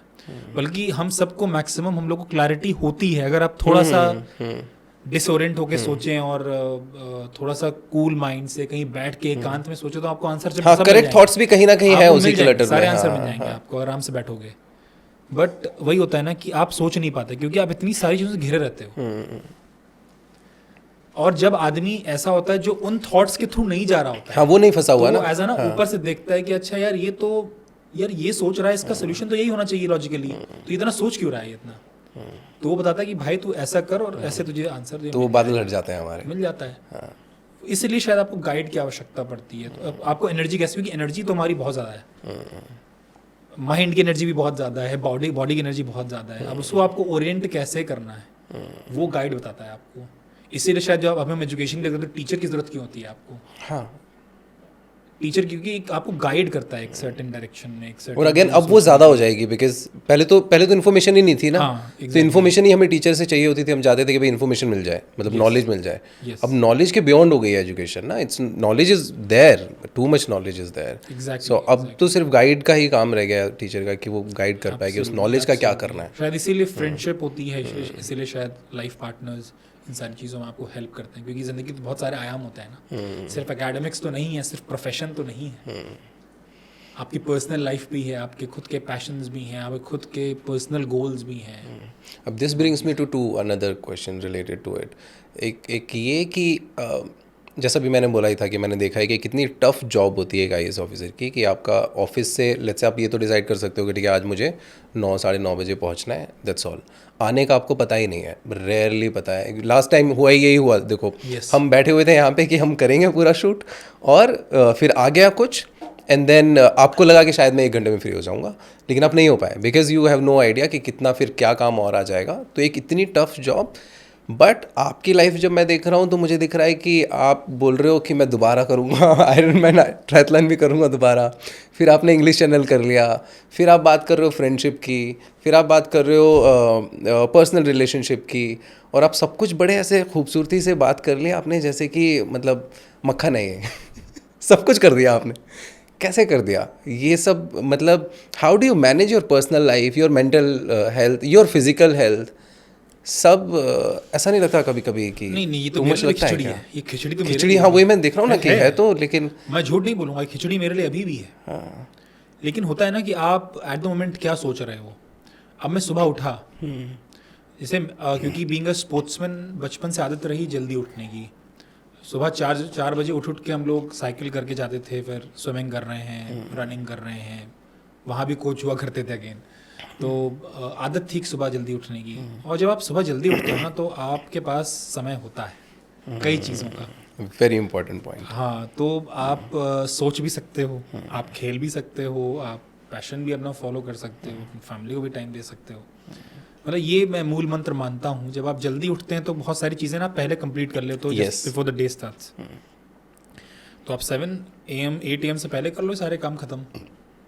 ऐसा नहीं कह रहा हूँ कि आप 2 घंटा दो, 3 घंटा दो, 1 घंटा दो, बस अपने लिए 1 घंटा दो, दिन का 1 घंटा मैं कह रहा हूँ। ऐसा भी नहीं करूँगा आप डेली दो, पॉसिबल नहीं। कई बार आप बहुत थके हो गए, आप टाइमली नहीं घर पहुँच पा रहे हो गए, आप बहुत टायर हो चुके हो गए, थके हुए हो गए, बट कभी ना कभी तो मिलेगा 1 घंटा वो। तो जब भी मिले आप उस 1 घंटे को अपने आप के लिए दीजिए, बिकॉज वो आपको सेन रखने के लिए बड़ा ज़रूरी है। अब पूरे टाइम अगर सिर्फ काम के बारे में ही पूरे टाइम आप सोचते रहोगे और सारे थॉट्स होंगे तो फिर आप अपने लिए कब दोगे। कुछ लोग ध्यान लगाते हैं, मैं भी ध्यान लगाता हूँ, मेडिटेशन मैंने बहुत किया है, अभी थोड़ा कम है बट लेकिन मैं किया है। जब भी मुझे मौका मिलता है मेडिटेशन करता हूँ। मेडिटेशन भी कुछ लोग करते हैं, वो भी आपको सेन रखने में हेल्प करता है। कुछ लोग पूजा करते हैं, शायद उनको उसमें एक शांति मिलती है। कुछ लोग मतलब तमाम तरह के तरीके होते हैं। मॉर्निंग रूटीन पे तो मैं टोटली अग्री करता हूँ। मतलब कुछ लोगों को लगता है कि no I am a night owl और मैं रात में ज़्यादा अच्छा काम कर सकता हूँ, मुझे ऐसा लगता है। लेकिन नेचर खुद ही बताता है आपको। मतलब अब तो लाइट आ गई है तो रात में भी रोशनी है, बट नेचर ही बोल रहा है कि अंधेरे में नींद आती है ना हमें इजीली। तो रात में अंधेरा होता है बाय डिफॉल्ट। तो हमारा पूरा हार्मोनल सिस्टम ही वैसा बना है ना, सिस्टम बना हुआ है, तो होते हैं, आप सोते हैं, हाँ, नींद we should melatonin see that. हाँ, ऑल्सो ये waking up early in the morning and having extra hours, ये बहुत, क्योंकि शाम को नहीं हो पाते हैं कुछ काम ना। और फिर आपका शाम को तो मैंने देख लिया, मैंने ट्राई करके देख लिया सब। सेम मैं जिम जाता हूँ तो मेरा शाम अगर मेरा रूटीन करता हूँ तो वो फिर कंटिन्यू नहीं हो पाता है, नहीं हो सकता, क्योंकि कुछ ना कुछ आ ही जाता है। मॉर्निंग में कुछ आता ही नहीं है, एवरीबडी इज स्लीपिंग ओनली। सो ज़्यादातर दुनिया सो रही है, कुछ अभी दिन स्टार्ट ही नहीं हुआ है। उस टाइम पे आप ऐसे वाले काम सारे कर लेते हैं तो शायद वो सॉर्ट आउट हो जाता है। शाम को कुछ आ जाए तो कर लो कंटिन्यू। डेली कुछ ना कुछ देखिए प्रायोरिटाइज आप करते हो जिंदगी में। कभी हो सकता है कि आपको फैमिली के लिए थोड़ा समय ज़्यादा मिल जाएगा, कभी हो सकता है आपको अपने लिए समय मिल जाएगा, कभी क्या मतलब मैक्सिमम टाइम आप काम पे ही ज़्यादा ध्यान दे रहे होते हो। स्पेशली हमारे केस में तो इट्स एंडलेस, तो आपको काम करना पड़ता है। तो you take it 1 day at time. एक दिन पकड़ भाई तू। आज हो सकता है मेरे शेड्यूल में मुझे शकील भाई के साथ पॉडकास्ट करने का टाइम मिल गया। मुझे लोग पूछेंगे तो साला पॉडकास्ट कैसे कर रहा है? हाँ, इतना टाइम कहाँ से मिल जा रहा है? टाइम मिल गया भाई, तो कोई काम ही नहीं तेरे पास। मेरे को 1 डे एट अ टाइम लो ना यार। ऐसा नहीं कि इससे पहले ये तो मुझे पता है, इससे पहले कोई पूछे मैं बता दूं कितने दिन से फॉलो अप चल रहा है। ऐसे थोड़ी मिल गया टाइम। इसके लिए डिजाइन किया गया है, वो टाइम निकाला गया है, इतना सुटेबल लोकेशन लिया, मतलब होता है ना वो सारी, फिर उस हिसाब से एनर्जी पूरी लगी और यहाँ पे आपने लाए मुझे यहाँ पर। तो ये सारी चीज़ें ना 1 डे एट अ टाइम आप लेते हो। मैं सुबह कहीं और था, मैं कहीं फील्ड में था, मैं फिर कोई मीटिंग ले रहा था, इसके बाद फिर मेरी कोई मीटिंग है, तो ठीक है, you set it in a pattern. फिर आप वापस जाओगे, कुछ फैमिली को टाइम दोगे, खाना खाओगे, समय से सो जाइए, डिजिटली अपने आप को टॉक्सिक मत बनाइए। बहुत सारे फैक्टर्स हैं, मतलब कि आज के समय में ना बहुत सारी चीज़ें हैं एंटरटेन करने के लिए। दिक्कत ये है डिस्ट्रैक्ट करने के लिए हमें एंटरटेनमेंट लगता रहता है, लेकिन वही है कि वो भी करिए, मैं मना नहीं कर रहा हूँ, वो भी करिए, बट लेकिन एवरीथिंग इन मॉडरेशन। आपको लगता है कि मैं वाइफ के साथ में मूवी देख लूँ, देखो यार क्या दिक्कत है, आप महीने में देख लो, 1 बार देख लो, 2 बार देख लो। Again it's a part of a healthy relationship, you have to develop that emotional bond. वो भी करो आप, क्या दिक्कत है, लेकिन अगेन प्रायोरिटाइज करते हैं। अच्छी फ्रेंडशिप, अच्छे पर्सनल रिलेशनशिप के लिए जिनकी गर्लफ्रेंड या वाइफ्स हैं, उनके लिए एक टिप क्या दोगे आप? एक टिप क्या होगी देनी चाहिए आपको? यार टाइम जरूर देना यार। मतलब आपको लगेगा कि मैं टाइम नहीं निकाल पा रहा हूँ, टाइम जरूर देना यार, वो बहुत काम करता है आगे। क्योंकि हम लोग आजकल ना बहुत फास्ट पेस लाइफ में इन सारे रिलेशंस को शायद पीछे छोड़ देते हैं। समय ज़रूर दीजिएगा, और समय है आपके पास, वो सिर्फ आपके दिमाग में है कि मेरे समय नहीं है। आप 2 मिनट भी बात कर लोगे अपने पेरेंट्स से, अपने लाइफ पार्टनर से, अपने दोस्त से, वही आपके लिए बता रहा हूँ पूरी ज़िंदगी का सबसे बड़ा सुकून शायद हो जाएगा आपका। अपने किसी मेंटर से, अपने किसी टीचर से या स्पिरिचुअल लीडर से, जो भी आप समझते हैं सही, आप जरूर करिए। मतलब इवन लाइफ पार्टनर की आपने स्पेसिफिक बात करी, भाई तुम टाइम दो, तुम बात कर लो। ये मेरा खुद का लेसन है, क्योंकि मैंने भी इग्नोर किया कि किसी टाइम पे मैंने भी लगा कि शायद मैं नहीं कर रहा हूँ, लेकिन मुझे रियलाइज बने I have to give time यार। मतलब ये, और ये चीज़ बड़ा, कोई रिप्लेसमेंट नहीं है इसका, सिंपल सी बात है। Absolutely no. बात करिए, कम्युनिकेट करिए, समय दीजिए, ये एक आप कह रहे हैं एक चीज़ बहुत बढ़िया, very very very nice, I like it. अच्छा, थोड़ी सी बात करते हैं गाज़ियाबाद के बारे में। हाँ, और फिर हम थोड़ा सा उसको चेंज करेंगे। एक तो जैसे किसी भी ऐसे लोकल इंसान के लिए जो ये सुन रहा है, हमें मैनी टाइम मैं आऊँगा इस पे, मुझे फिर से एक चीज़ याद आ गई, मैं पूछने वाला था। मैंने एक और चीज़ नोटिस की है कि जैसे लास्ट टाइम भी मैंने आपसे पूछा था, आपका जो नेचर है पर्सनली वो बड़ा फ्रेंडली है। ऐसा है कि मतलब यू टॉक भाई भाई बोल करके, है ना? तो is there any thing that shaped you like this? Because usually क्या होता है कि एक पोस्ट के अच्छा, जवाब दे दिया मैंने। जवाब दे दिया, प्रयागराज है। हाँ, तहजीब आती है, हालांकि कहते हैं लखनवी तहजीब कहते हैं, वो उस साइड में है। वो प्रयागराज जो है ऑक्सफोर्ड द ईस्ट कहा जाता था कभी। तो वहाँ पे बहुत पढ़े लिखे लोग हैं, मतलब वहाँ पढ़े लिखे लोग ज़्यादा हैं। हाँ, लेकिन अगेन डिफरेंस है दोनों में। एक कुछ पढ़े लिखे में वो भी हो जाता है ना थोड़ा सा। हाँ, वो चेंज। हाँ, एक हो गया कि हम पढ़े लिखे हैं तो आपसे ही बात करी जाती, आपसे बात करेंगे, जी लगा के बात करेंगे, भाई बोल के बात करेंगे। क्योंकि मुझे खुद बड़ा अजीब लगता है कि कोई अगर मुझे सीधे नाम से भी बोलते हैं, वो भी एक इनफॉर्मल तरीका है, कोई दिक्कत नहीं है। पर पता नहीं, ऐसा लगता है शायद वो उस कारण वहीं, शायद वहाँ से हूँ, शायद इस कारण ये एक आती है, एक जो तहजीब आती है बोलने की, या एक जो मैं कहूँगा एक शर्म लिहाज जो आता है। हाँ, मैं इसलिए पूछ रहा था बिकॉज यूजुअली क्या होता है कि जब आप एक पोस्ट पे आ जाते हैं, मतलब ये बड़ा मतलब मैं शायद ऐसे जनरलाइज नहीं करना चाहता, लेकिन होता तो है। मतलब ऐसे आउटसाइड पब्लिक को लगता है कि एक बड़ा ऑफिसर जो है वो ठीक से बात नहीं करता है। ये इंडिया में तो लगता ही लगता है कि डर लगता है हमें रीच आउट कर। उसी से रिलेटेड मेरा नेक्स्ट क्वेश्चन भी था कि डर लगता है हमें रीच आउट करते हुए। तो वो जो है आपने वो या तो है नहीं आपके अंदर, या फिर आपने ब्रेक किया हुआ है या कोशिश की है उसको ऐसा ना दिखाने की। तो वो बड़ा स्मूथ लगता है आपसे बात करते हुए ना। देखिए बातें हैं, मैंने आपको बताया था ना कि एक्सपीरियंस मैंने बहुत किए हैं। मतलब मुझे ज़रूरत नहीं थी, बट मैं तब भी गया नीचे काम करने, लोगों से मिला। जी। ऐसे भी लोगों से मिला जो एक टैबू के रूप में आते हैं सोसाइटी में। जब इन सबसे इंटरेक्शन आप करते हैं, जब नीचे के काम करते हैं, तो यार इन सब का तो स्कोप ही नहीं बचता आपका। ईगो कहाँ आएगी और ये सब सारी चीज़ें कहाँ आएंगी कि आप बहुत बड़े अफसर बन गए। आप अफसर थोड़ी ना है, आप सिविल सर्वेंट हैं, आप सिविल सर्वेंट। नाम क्या के सिविल सर्वेंट, आपका काम ही सेवा करने के लिए है यहाँ पर। आई डोंट थिंक मतलब ऐसे कोई भी सवाल उसमें आना चाहिए। मतलब you have to be, no, आप पब्लिक के लिए काम करें तो पब्लिक के लिए अगर आप एक्सेसिबल नहीं है तो फिर व्हाट्स द पॉइंट। अच्छा, तो गाज़ियाबाद में जैसे आप चीफ डेवलपमेंट ऑफिसर हैं, तो चीफ डेवलपमेंट ऑफिसर प्राइमरीली क्या क्या देखता है? तो किन किन लोगों की हेल्प करता है ये पोस्ट? देखिए, चीफ डेवलपमेंट ऑफिसर जो होता है यूपी में, ये अगर मैं बहुत स्पेसिफिक हूँ तो रूरल डेवलपमेंट का हर आयाम देखता है। चाहे वो ग्राम पंचायत जी की बात हो, उसमें साफ़ सफाई की बात हो, चाहे वो रोड डेवलपमेंट की बात हो, पीने के पानी जल जीवन मिशन की इम्प्लीमेंटेशन की बात हो, चाहे वो रूरल लाइटिंग की बात हो, चाहे वो ऑल्टरनेट एनर्जी की बात हो, या वेस्ट प्रोसेसिंग वेस्ट प्रोसेसिंग की बात हो। तो ये सारी चीज़ें जो हैं एज अ CDO आप मॉनिटर करते हैं डिफरेंट डिपार्टमेंट्स के माध्यम से। उसमें सोशल वेलफेयर स्कीम्स भी आती हैं, उसमें MLA लैब्स जो हम कहते हैं, जो विधायक निधि होती है या सांसद निधि होती है, जो सर्टेन अमाउंट ऑफ फंड्स दिए जाते हैं, the discretion of the MLA and MPs for the development of their areas. तो उसको डील करना उसमें आता है आपका। Government education, government health in general, government health आपका जो पूरा सेटअप है उसको मॉनिटर करना, उसको देखना।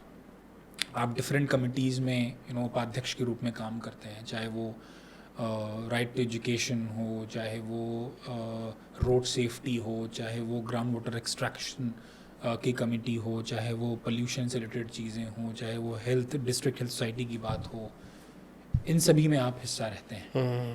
और अगर मैं स्पेसिफिक बात करूं तो 50 से 55 डिपार्टमेंट्स जो हैं जिनकी फाइलें मेरे थ्रू होके जाती हैं। ओके हाँ, मतलब जो अगर मैं बात करना चाहूँ तो इसमें सोशल वेलफेयर में हर तरह का सोशल वेलफेयर है, चाहे वो दिव्यांगजन वेलफेयर हो, चाहे वो ओल्ड एज वेलफेयर हो, चाहे वो वुमेन एंड चाइल्ड वेलफेयर हो, चाहे वो माइनॉरिटी वेलफेयर हो, चाहे वो OBC वेलफेयर हो। इन सब की जो सोशल वेलफेयर की सारी जो जितनी स्कीमें चल रही हैं उसको सही तरह से इम्प्लीमेंट करना। पेंशन स्कीम हो गई, स्कॉलरशिप की स्कीमें हो गई, शादी अनुदान मतलब शादी में हेल्प करने के लिए हो गई। शादी में हेल्प करने के लिए क्या होता है? जैसे मतलब इसमें जो गरीब तबके के लोग होते हैं या जिनकी इतनी कैपेसिटी नहीं होती कि वो शादी कर सकते हैं, तो सामूहिक विवाह होता है, तो उनको हम सर्टेन सामूहिक विवाह कराना, उसको ऑर्गेनाइज करना, फिर उनको सर्टेन अमाउंट ऑफ प्रोत्साहन एक मनी देना उसके लिए कि अपनी ज़िंदगी स्टार्ट कर सकें, उनको बेसिक चीज़ें देना, तो सारी चीज़ें भी होती हैं। और इवन नॉर्मल शादी भी होती है, अगर आपने शादी कर ली है या शादी कर रहे हैं या कर ली है, तो उसमें भी सर्टेन अमाउंट ऑफ आपको पैसा 20,000 रुपये या 30,000 40,000 रुपये आपको देके आप कम से स्टार्ट कर। कैसे आइडेंटिफाई करते हैं इन लोगों को? Income certificate is made. Okay, income certificate आपका होता है जो तहसीलों से बनता है, तो वो सर्टेन अमाउंट ऑफ आपका सर्टेन जो क्राइटेरिया होता है अलग अलग। इस साल में एक बार होता है सामूहिक विवाह? मैंने पहले भी कई बार सुना था, कई बार होता है, हो सकता है डिफरेंट। अच्छा, जब सीजन्स होते हैं जब शादी इसको कराते हैं। कितनी मैक्सिमम शादी कराई आपने एक पंडाल में? मैंने तो नहीं कराई, नहीं, अभी नहीं मिला। रूरल एरिया थोड़ा छोटा है, अच्छा, प्लस वो है, तो मतलब 120 तक तो गया है। अच्छा, एक दिन में। ओके, अच्छा, चैनल्स क्या होते हैं? मतलब किसी को आप तक कब पहुंचना चाहिए अगर कोई गाजियाबाद का निवासी है और किसी तरह की प्रॉब्लम है जो कि आती है आपके अंडर? रूरल डेवलपमेंट संबंधित कोई भी चीज़ हो वो मेरे पास पहुंच सकता है, या गवर्नमेंट एजुकेशन संबंधित चीज़ें हों, गवर्नमेंट हेल्थ इंफ्रास्ट्रक्चर या उससे कोई संबंधित चीज़ें हो, तो वो मेरे पास आ सकती है। बट मल्टीपल चैनल्स होते होंगे ना? नहीं, मल्टीपल चैनल्स हैं, मतलब ब्लॉक डेवलपमेंट ऑफिसर्स होते हैं सारे। तो अगर वहाँ नहीं हो रहा है सॉल्व, तो अब आपके पास आना होता है ना? देन यू बाकी तो every day we set 10 to 12 में एनीवन कैन रीच, तो एनीवन कैन रीच आउट, मतलब ऐसा नहीं कि नीचे वाला सुन रहा है नहीं सुन रहा, आप आ सकते हैं, डायरेक्टली मुझे अप्रोच कर सकते हैं। And then from there they can get guidance also कि आप इनके पास जाओ। जैसा भी जो भी डिपार्टमेंट नहीं सुन रहा है तो उसको सही करके उसको करना, इस तरह से मतलब सारी चीज़ें रहती हैं। तो rural development is the core, and chief development officer इसलिए भी कहा जाता है क्योंकि देखिए गाजियाबाद का थोड़ा सिस्टम अलग है। यहाँ पे आपकी जो पॉपुलेशन है 75% 80% पॉपुलेशन अर्बन है, रूरल इज हार्डली 20%। बट अगर आप गाजियाबाद को छोड़ दें या लखनऊ को छोड़ दें और शायद एक दो और बड़े शहरों को छोड़ दें, तो वहाँ पर rural population is 80% and urban is hardly 20%। That is why you become the chief development officer for the rural area, because आप मेजर एरिया को देख रहे हैं। Correct, okay. तो गाजियाबाद में कम है वो, और तमाम जो अलग अलग पैसे जो हैं state finance commission, central finance commission वगैरह से आते हैं, तो उसको सही जगह पे इम्प्लीमेंट कराना, उसकी वर्क की मॉनिटरिंग करना, क्योंकि हमारे यहाँ तो बेसिकली 3-tier सिस्टम है पूरा, पंचायती राज सिस्टम अलग है, लोकल बॉडीज़ अलग हैं जी, स्टेट लेजिस्लेचर अलग है, सेंट्रल अलग है, तो वो अपने अपने हिसाब से पैसे देता है और नीचे वाला इम्प्लीमेंट करता है और हम उसको मॉनिटर करते हैं। कोई इंटरेस्टिंग काम शेयर करना चाहेंगे जो भी रिसेंटली हुआ हो, या फिर कोई चैलेंजिंग काम जो आपके टेन्योर में आपने किया? बहुत सारी चीज़ें हैं, जैसे हम लोग इस समय एजुकेशन पे काफ़ी हम लोगों ने कोशिश करी है काम करने की, और शायद वहीं से ये स्टेम हुआ था कि teacher motivation is the biggest की फॉर द सक्सेस। तो हम लोगों ने टीचर के लिए टीचिंग आसान करने के लिए काफ़ी सारे हम लोग ने काम किए हैं। उसमें चाहे वो क्वार्टरली एकेडमिक प्लान की बात हो, चाहे उनको पेडागोजी में हेल्प करने की बात हो, चाहे वो एक सिंपल चैट बॉट के रूप में हमने एक लॉन्च किया है। हमने डिस्ट्रिक्ट निपुण सेल हमारा एक बना हुआ है, we are working with central square foundation here, तो काफ़ी अच्छा काम उसमें हुआ है, मतलब टीचर को हेल्प आउट करने के लिए वो टीचिंग आसानी से कर सके। तो इस पे हमने काफ़ी काम किया है एजुकेशन में क्षेत्र में, डिफरेंट टीचिंग को लेकर एंड कम्युनिटी आउटरीच को लेकर। जैसे हमने मॉडल पेरेंट टीचर्स मीटिंग पे हमने काफ़ी ध्यान दिया जी, उसको हमने अच्छे से MLAs MPs पब्लिक रिप्रेजेंटेटिव्स को उसमें इन्वॉल्व किया, कम्युनिटी को बुलाया बच्चों के थ्रू, और एक मॉडल PTM का स्ट्रक्चर बना के उसको कोशिश करी करने की, उसको अच्छे से इम्प्लीमेंट कराया। नंबर दूसरा आपका जैसे सोलार के क्षेत्र में भी टर्की, बिकॉज हमारे PM सूर्य घर योजना है, आपके माध्यम से लोगों तक मैं बता भी दूँगा कि अच्छी स्कीम है, इसमें सब्सिडी आपको मिलती है, आप 7 किलोवाट तक के आप कनेक्शन इसमें करा सकते हैं, 10 किलोवाट तक करा सकते हैं। तो हमने 2 विलेजेस को हमने सोलराइज करने की कोशिश करी है, जैसे हमने एक जगह 200 connections we got for solar, और अभी हम एक पूरे गांव को सोलराइज करने की कोशिश कर रहे हैं, तो वो भी होपफुली नेक्स्ट 2-3 मंथ में विल बी एबल टू। तो उसमें फिर 100% इलेक्ट्रिसिटी सोलर होगी? 100% विल बी सोलराइज। अच्छा, ये ऑन ग्रिड होता है, तो बेसिकली बिल नहीं आएगा आपका बिजली का। That is a good thing, मतलब बट बिजली रहेगी ना वहाँ पे? हाँ, बिजली तो रहेगी, नॉर्मल वाली रहेगी, नॉर्मल वाली बिजली रहेगी, लेकिन ये कि जितना आप खर्च करते हैं अगर उससे ज़्यादा आप जनरेट कर रहे हैं तो फिर वो आपका बिल में माइनस होकर चला जाता है, तो वो जीरो हो जाता है। ये इवन आपके लिए भी है, मेरे लिए भी है, आप भी अप्लाई कर सकते हैं, मैं भी अप्लाई कर सकता हूँ, उसमें कोई इनकम क्राइटेरिया नहीं है, anyone can apply. Okay, it's a very good scheme, and अभी कई इसमें चैलेंजेस इनिशियली आ रहे हैं, उसको हम रिजॉल्व करने की कोशिश कर रहे हैं, क्योंकि कई डिपार्टमेंट्स इन्वॉल्व हैं, तो एक साथ उनको ला के काम कराना भी एक CDO काम होता है। Oh nice. तो वो भी हम लोग ये जो विलेज है, ये कौन सा विलेज है, ये शेयर कर सकते हैं? कुम्हेड़ा एक ग्राम पंचायत। कब तक हो जाएगा ये 100%? कुम्हेड़ा तो देखिए 500 कनेक्शंस थे, हमने 200 कर लिए हैं। तो थोड़े इसमें फाइनेंसेस के बैंक की तरफ से इश्यूज आए थे जिस कारण थोड़ा स्लो हो गए थे, तो हम कोशिश कर रहे हैं। और एक दूसरा नगला आखू है, यहाँ पे 137 कनेक्शंस हैं, करीब 137 कनेक्शंस। तो उनमें हमने अभी 50 को कन्वर्ट कर लिया है। उसको हम कोशिश कर रहे हैं कि नेक्स्ट 2-3 मंथ में उसको कंप्लीट कर लें। तो इससे एक अच्छा मैसेज जाएगा, लोगों तक पहुँचेगी बात कि हाँ ये भी एक बहुत अच्छी स्कीम है। ऐसे करके हम और मैसेज जो है पहुँचाएंगे। फिर वाटर रिजुविनेशन में हम लोगों ने बहुत अच्छा काम किया है। हम लोगों ने यहाँ पर through CSR plus UP ground water act की ऑब्लिगेशन के तहत we have revived more than 200 ponds. And हमने एक मॉडल अग्रीमेंट कराया है ग्राम पंचायत और ऐसी बॉडीज़ के बीच, जिससे कि एक प्रॉपर सेटअप में, एक प्रॉपर ड्राइंग के हिसाब से वो आपका रिवाइव हो, गंदा पानी अंदर ना आए, तो उसको हम कैसे ट्रीट कर सकते हैं। बीच में हमने आइलैंड्स भी बनाए हैं जहाँ पे हम बायोडाइवर्सिटी वगैरह को प्रमोट कर रहे हैं। तो वो काफ़ी अच्छा चीज़ें वो निकल के आपकी आई हैं। तो उससे अच्छा हमारा ग्राउंड रिचार्ज वगैरह हमने, प्लस हमने एक अभियान चलाया हुआ है यहाँ पर ओल्ड वेल्स को रिवाइव करने के लिए। तो अभी हमने स्टार्ट ही किया है इस अभियान को। तो हमने we have revived 4 wells till now, और एक तो उसमें से 200 ईयर्स ओल्ड वेल था जो हमने मंदिर के अंदर उसको रिवाइव किया। इट वेंट वेरी वेल, लोगों ने बहुत अच्छे से उसको रिसीव किया। कब से बंद था ये? आई डोंट नो, शायद अच्छा, पता नहीं, शायद 50-100 साल, पता नहीं कब से बंद रहा होगा। सब कूड़ा भरा हुआ था उसमें। ओह वाह। तो उसको पूरा रिवाइव करके प्रॉपर उसका आ गया पानी उसमें? एरिया अभी तो नहीं आएगा, तो नीचे ही चला गया ना, हाँ, बहुत सारा तो भी है, साफ अब हुआ तो होगा। धीरे करके अब जैसे जैसे रिवाइव होगा वैसे वैसे होगा आपका। तो कम से कम पानी रिचार्ज होगा उसके बाद डायरेक्टली आपका नीचे। तो ये वाटर रिजुविनेशन में एक बहुत अच्छा यहाँ पर हम लोगों ने काम किया। बाकी हम लोग टेक्नोलॉजी का यूज़ कोशिश कर रहे हैं करने की, रीच आउट करने के लिए। सामने बोला रीच आउट कैसे करना है, तो we are trying to use the chat bots, we are trying to use the WhatsApp community channels, social media वगैरह को हम लोग अच्छे से रिवाइव करने की कोशिश कर रहे हैं।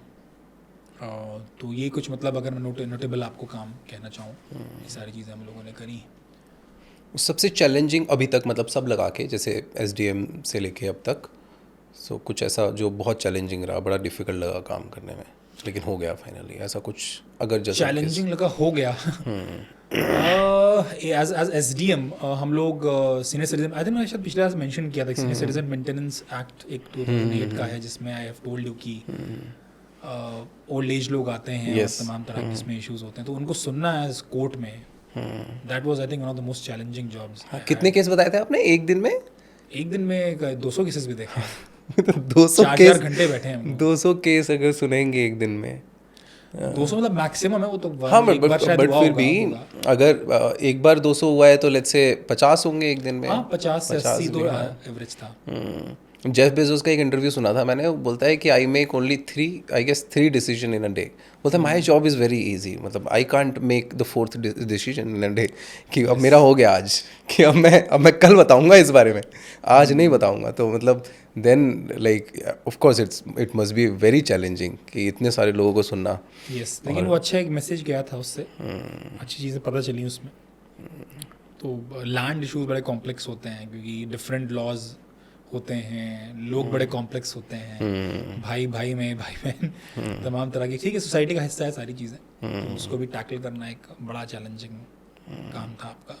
और एक होता है behavioural change, one of the most challenging things. बताओ कुछ।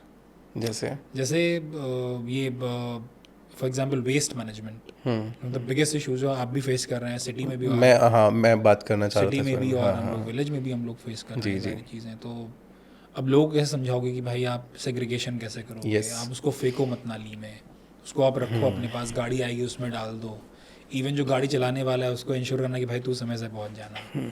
तो बिहेवियरल चेंज, वेस्ट मैनेजमेंट को लेकर अ वेरी डिफिकल्ट जॉब। पानी की इम्पोर्टेंस, क्योंकि आजकल यहाँ पे तो हर किसी घर में सबमर्सिबल लगा हुआ है, तो खूब बढ़िया पानी निकालते हैं और भैंस को नहला रहे हैं, गोबर बहा रहे हैं, तमाम चीज़ें। बट ये तो पानी बचा है, लेकिन अब नहीं बचेगा तो फिर क्या करेंगे आप? तो ये behavioural change is a very big challenge जो मैं अभी शायद मैं टैकल नहीं कर पाया, बट धीरे धीरे कोशिश कर रहा हूँ, लोगों से बात करना, लगातार नज करना, तभी आप इन चीज़ों को कर पाते हैं। Since you are on this post, मतलब because this I am very worried about these kind of issues personally? जैसे I know you have traveled a lot, right? I have seen quite a lot of world. So जैसे आप Estonia में आपने triathlon किया, you know कि Scandinavia जो है वहाँ पे हमारी बिस्लरी से तो अच्छा पानी टैप में ही आता है. इतना क्लीन पानी है एस्टोनिया का, फिनलैंड का, नॉर्वे का, राइट? और हमें फिल्टर्ड वाला भी अच्छा नहीं मिल पा रहा है. तो एज ऑन दैट पोस्ट आपको क्या लगता है हम कितना पीछे हैं, कैसे होगा सॉल्व? जैसे मुझे तो कूड़े के ढेर देख करके समझ ही नहीं आता कि कभी साफ़ हो पाएंगे. ना ही कोई सिस्टम दिखता है ऐसा जिसमें कि लेट्स से अगर सेग्रीगेशन स्टार्ट हो भी गया तो गाड़ी तो वो वापस दोनों कूड़े को सेम ही गाड़ी में पलट देता है उसको. कूड़ा हो गया, आपका पानी हो गया, पॉल्यूशन, मतलब हम रोज़ जहरीली हवा हम इनहेल करते जा रहे हैं और अलग अलग लेवल पे हमने छोटे छोटे सॉल्यूशंस ढूंढ लिए हैं. जैसे कि पानी नहीं मिला अच्छा तो हमने फ़िल्टर लगा लिया घर में, प्योरीफायर लगा लिया. तो ये ना बड़ा मतलब एक बहुत बड़ा प्रॉब्लम लगता है मुझे हमारे देश का ना, कि जो हमारा राइट है कि मुझे हवा अच्छी नहीं मिली तो एयर प्योरीफायर लगा लिया. तो ये मुझे लगाना थोड़ी था, मुझे तो अच्छी हवा चाहिए ना. और ना ही हम ये मांग रहे हैं. तो साफ़ सफाई, मतलब मैं बहुत बार जापान जा चुका हूँ. हमारा एक प्रोग्राम होता है जिसमें हम स्कूल के प्रिंसिपल्स को, ओनर्स को जापानीज़ स्कूल्स लिखाने, ऐसे इनोवेटिव स्कूल्स, एस्टोनिया में भी किया है हमने प्रोग्राम. तो जहाँ होते हैं, और जापान जैसे कि वहाँ पर कूड़ेदानी नहीं है सिटीज़ में और कोई डस्टबिन नहीं होता, लेकिन कोई कूड़ा नहीं होता. हर एक इंसान की रिस्पॉन्सिबिलिटी है. Let's say as a Japanese अगर कोई बंदा देखता है कि कूड़ा पड़ा है तो वो उठा लेता है, वो उसका है कि नहीं है.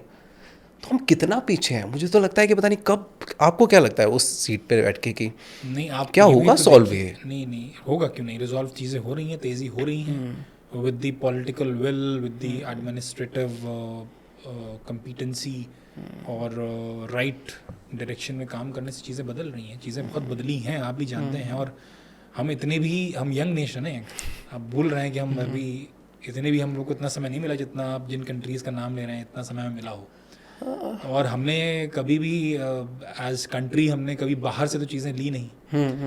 जो लूटने वाला काम, वो सारी चीज़ें जो चीज़ें हैं वो हमने नहीं करी ना. हमारा वैसा कुछ रहा है. तो उस हिसाब के आपको उस बेस को देखना पड़ेगा.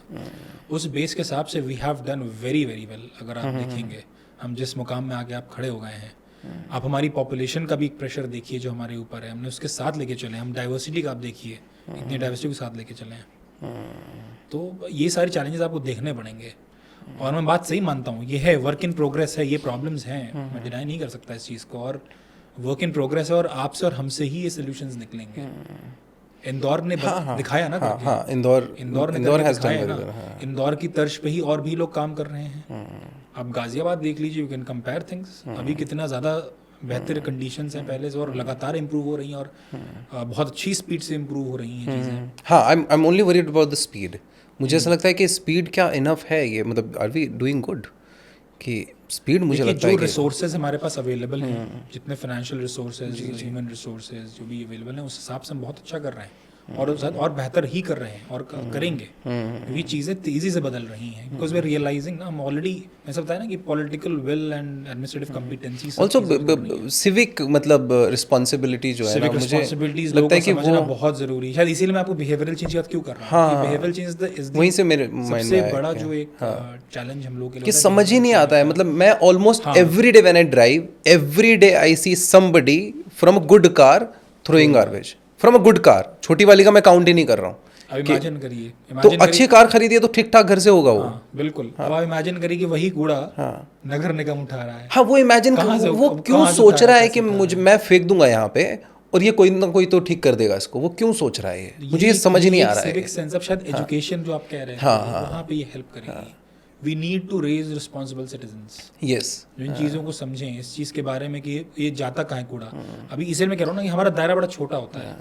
हम सिर्फ अपना ही देख रहे हैं, अपना घर देख रहे हैं, अपने आप को देख रहे हैं, अपनी कार देख रहे हैं. अपनी कार में नहीं होना चाहिए. बाहर चला जाए, बाहर चला जाए तो ठीक है. वो सिविक रिस्पॉन्सिबिलिटीज लाने के लिए बिहेवियरल चेंज की आवश्यकता है. इसीलिए देखिए बिहेवियरल चेंज की तमाम चीज़ें होती हैं. उसमें आप इंसेंटिवाइज करते हैं, उसमें आप पनिश करते हैं, तमाम चीज़ें हैं. उन सारी चीज़ों को लेके ही चीज़ें जो हैं वो आपकी इम्प्रूव हो रही हैं. देखिए मेरे पास इसका कोई राइट एंड रॉन्ग आंसर नहीं है. I don't have very specific answer कि यही करेंगे तो यही चीज़ें होंगी. ये ऑल वर्क इन प्रोग्रेस है. धीरे धीरे one step at time. Again मैं कह रहा हूँ one step at a time.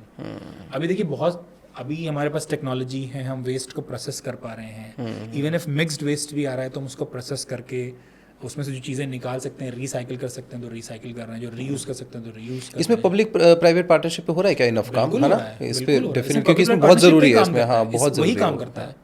Even किसी भी नगर निगम का आप मॉडल निकाल के देखेंगे, it is working on PPP model. Waste processing की बात आती है, बिकॉज देखिए गवर्नमेंट के पास इतने ह्यूमन रिसोर्सेज, फाइनेंशियल तो नहीं, मतलब ह्यूमन रिसोर्सेज नहीं है कि इतना कि वो खुद ही वेस्ट प्रोसेसिंग भी देख लेगा, खुद ही रोड्स भी बनवा लेगा। That is why there is a contractual model है ना, कि कॉन्ट्रैक्ट आप देते हैं, वो काम करता है, एंड देन और बेटर आइडियाज भी आते हैं ना, एक जगह से आने भी नहीं चाहिए ना, सारे आइडियाज आने देने चाहिए, जहाँ से भी जो आ रहा है वो दैट शुड बी एक्सेप्टेड।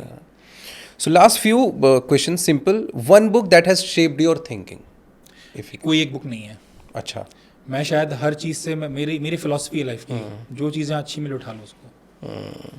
तो वो बट अगर एक ऐसे कोई ध्यान में आ रही हो जो इम्पैक्ट ज़्यादा दिया हो, जिसने, अगर कुछ जस्ट नाम लेना हो किसी एक बुक का, इंटरेस्टिंग टू रीड, हाँ, कि पढ़नी चाहिए। आई डोंट नो, मतलब डिपेंड करता है किस फील्ड में आप पूछना चाह रहे हैं। अगर आप वे ऑफ लाइफ को देखना चाह रहे हैं तो शायद आप किसी की ऑटोबायोग्राफी देख लीजिए। जैसे मैं राफा नडाल की, मैं उनका फ़ैन रहा काफ़ी समय, तो उनको उसको पढ़ सकते हैं। या आप वे ऑफ लाइफ में देख रहे हैं तो इकिगाई, आप जैसे आपने मेंशन किया, बहुत अच्छी किताब थी, मतलब बड़ी सिंपल सी किताब थी, बड़ी अच्छी सी किताब थी, वो आप उसको देख सकते हैं अगर वो मतलब इम्पैक्ट के बारे में आप बातें कर रहे हैं। बाकी मैं नॉन फिक्शन ही पसंद करता हूँ ज़्यादा पढ़ना, तो शायद I also read non fiction. मुझे लगता है कि जब टाइम दे ही रहे हैं तो कुछ सीख जाए उससे। हाँ, कुछ सीख जाए। हाँ, I don't want to read somebody's imagination.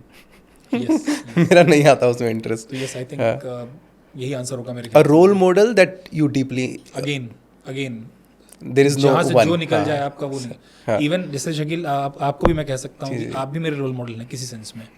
The way of आप जिस तरीके से आप ड्रेसअप हो रहे हैं, आप अपने आप को कैरी कर रहे हो, आप जिस तरह से बातें कर रहे हो, तो मैंने आपसे सीख ली कुछ चीज़ें, कहीं ना कहीं जो जहाँ से सीख सकते हो सीख लो। आप मेरे लिए रोल मॉडल हो गए। इससे मुझे याद आया, एक रिसर्च पेपर पढ़ा था मैंने, उसका टाइटल ही था कि the world is the curriculum, not the word. Yes yes yes yes, सब कुछ है सीखने के लिए, सीख लो आप। ये कितने बड़े बड़े चीज़ें निकाल के ला रहे हो, ये मैं नहीं कर सकता, तो मैं सीखूंगा कि ये चीज़, हाँ यार, अगर 2-4 अच्छे बढ़िया हम लोग की लाइन्स हमें। ये अगेन प्रयागराज ये आपका प्रयागराज स्टाइल है कि सामने तारीफ कर दे रही है। IAS और आयरन विच वाज टफर?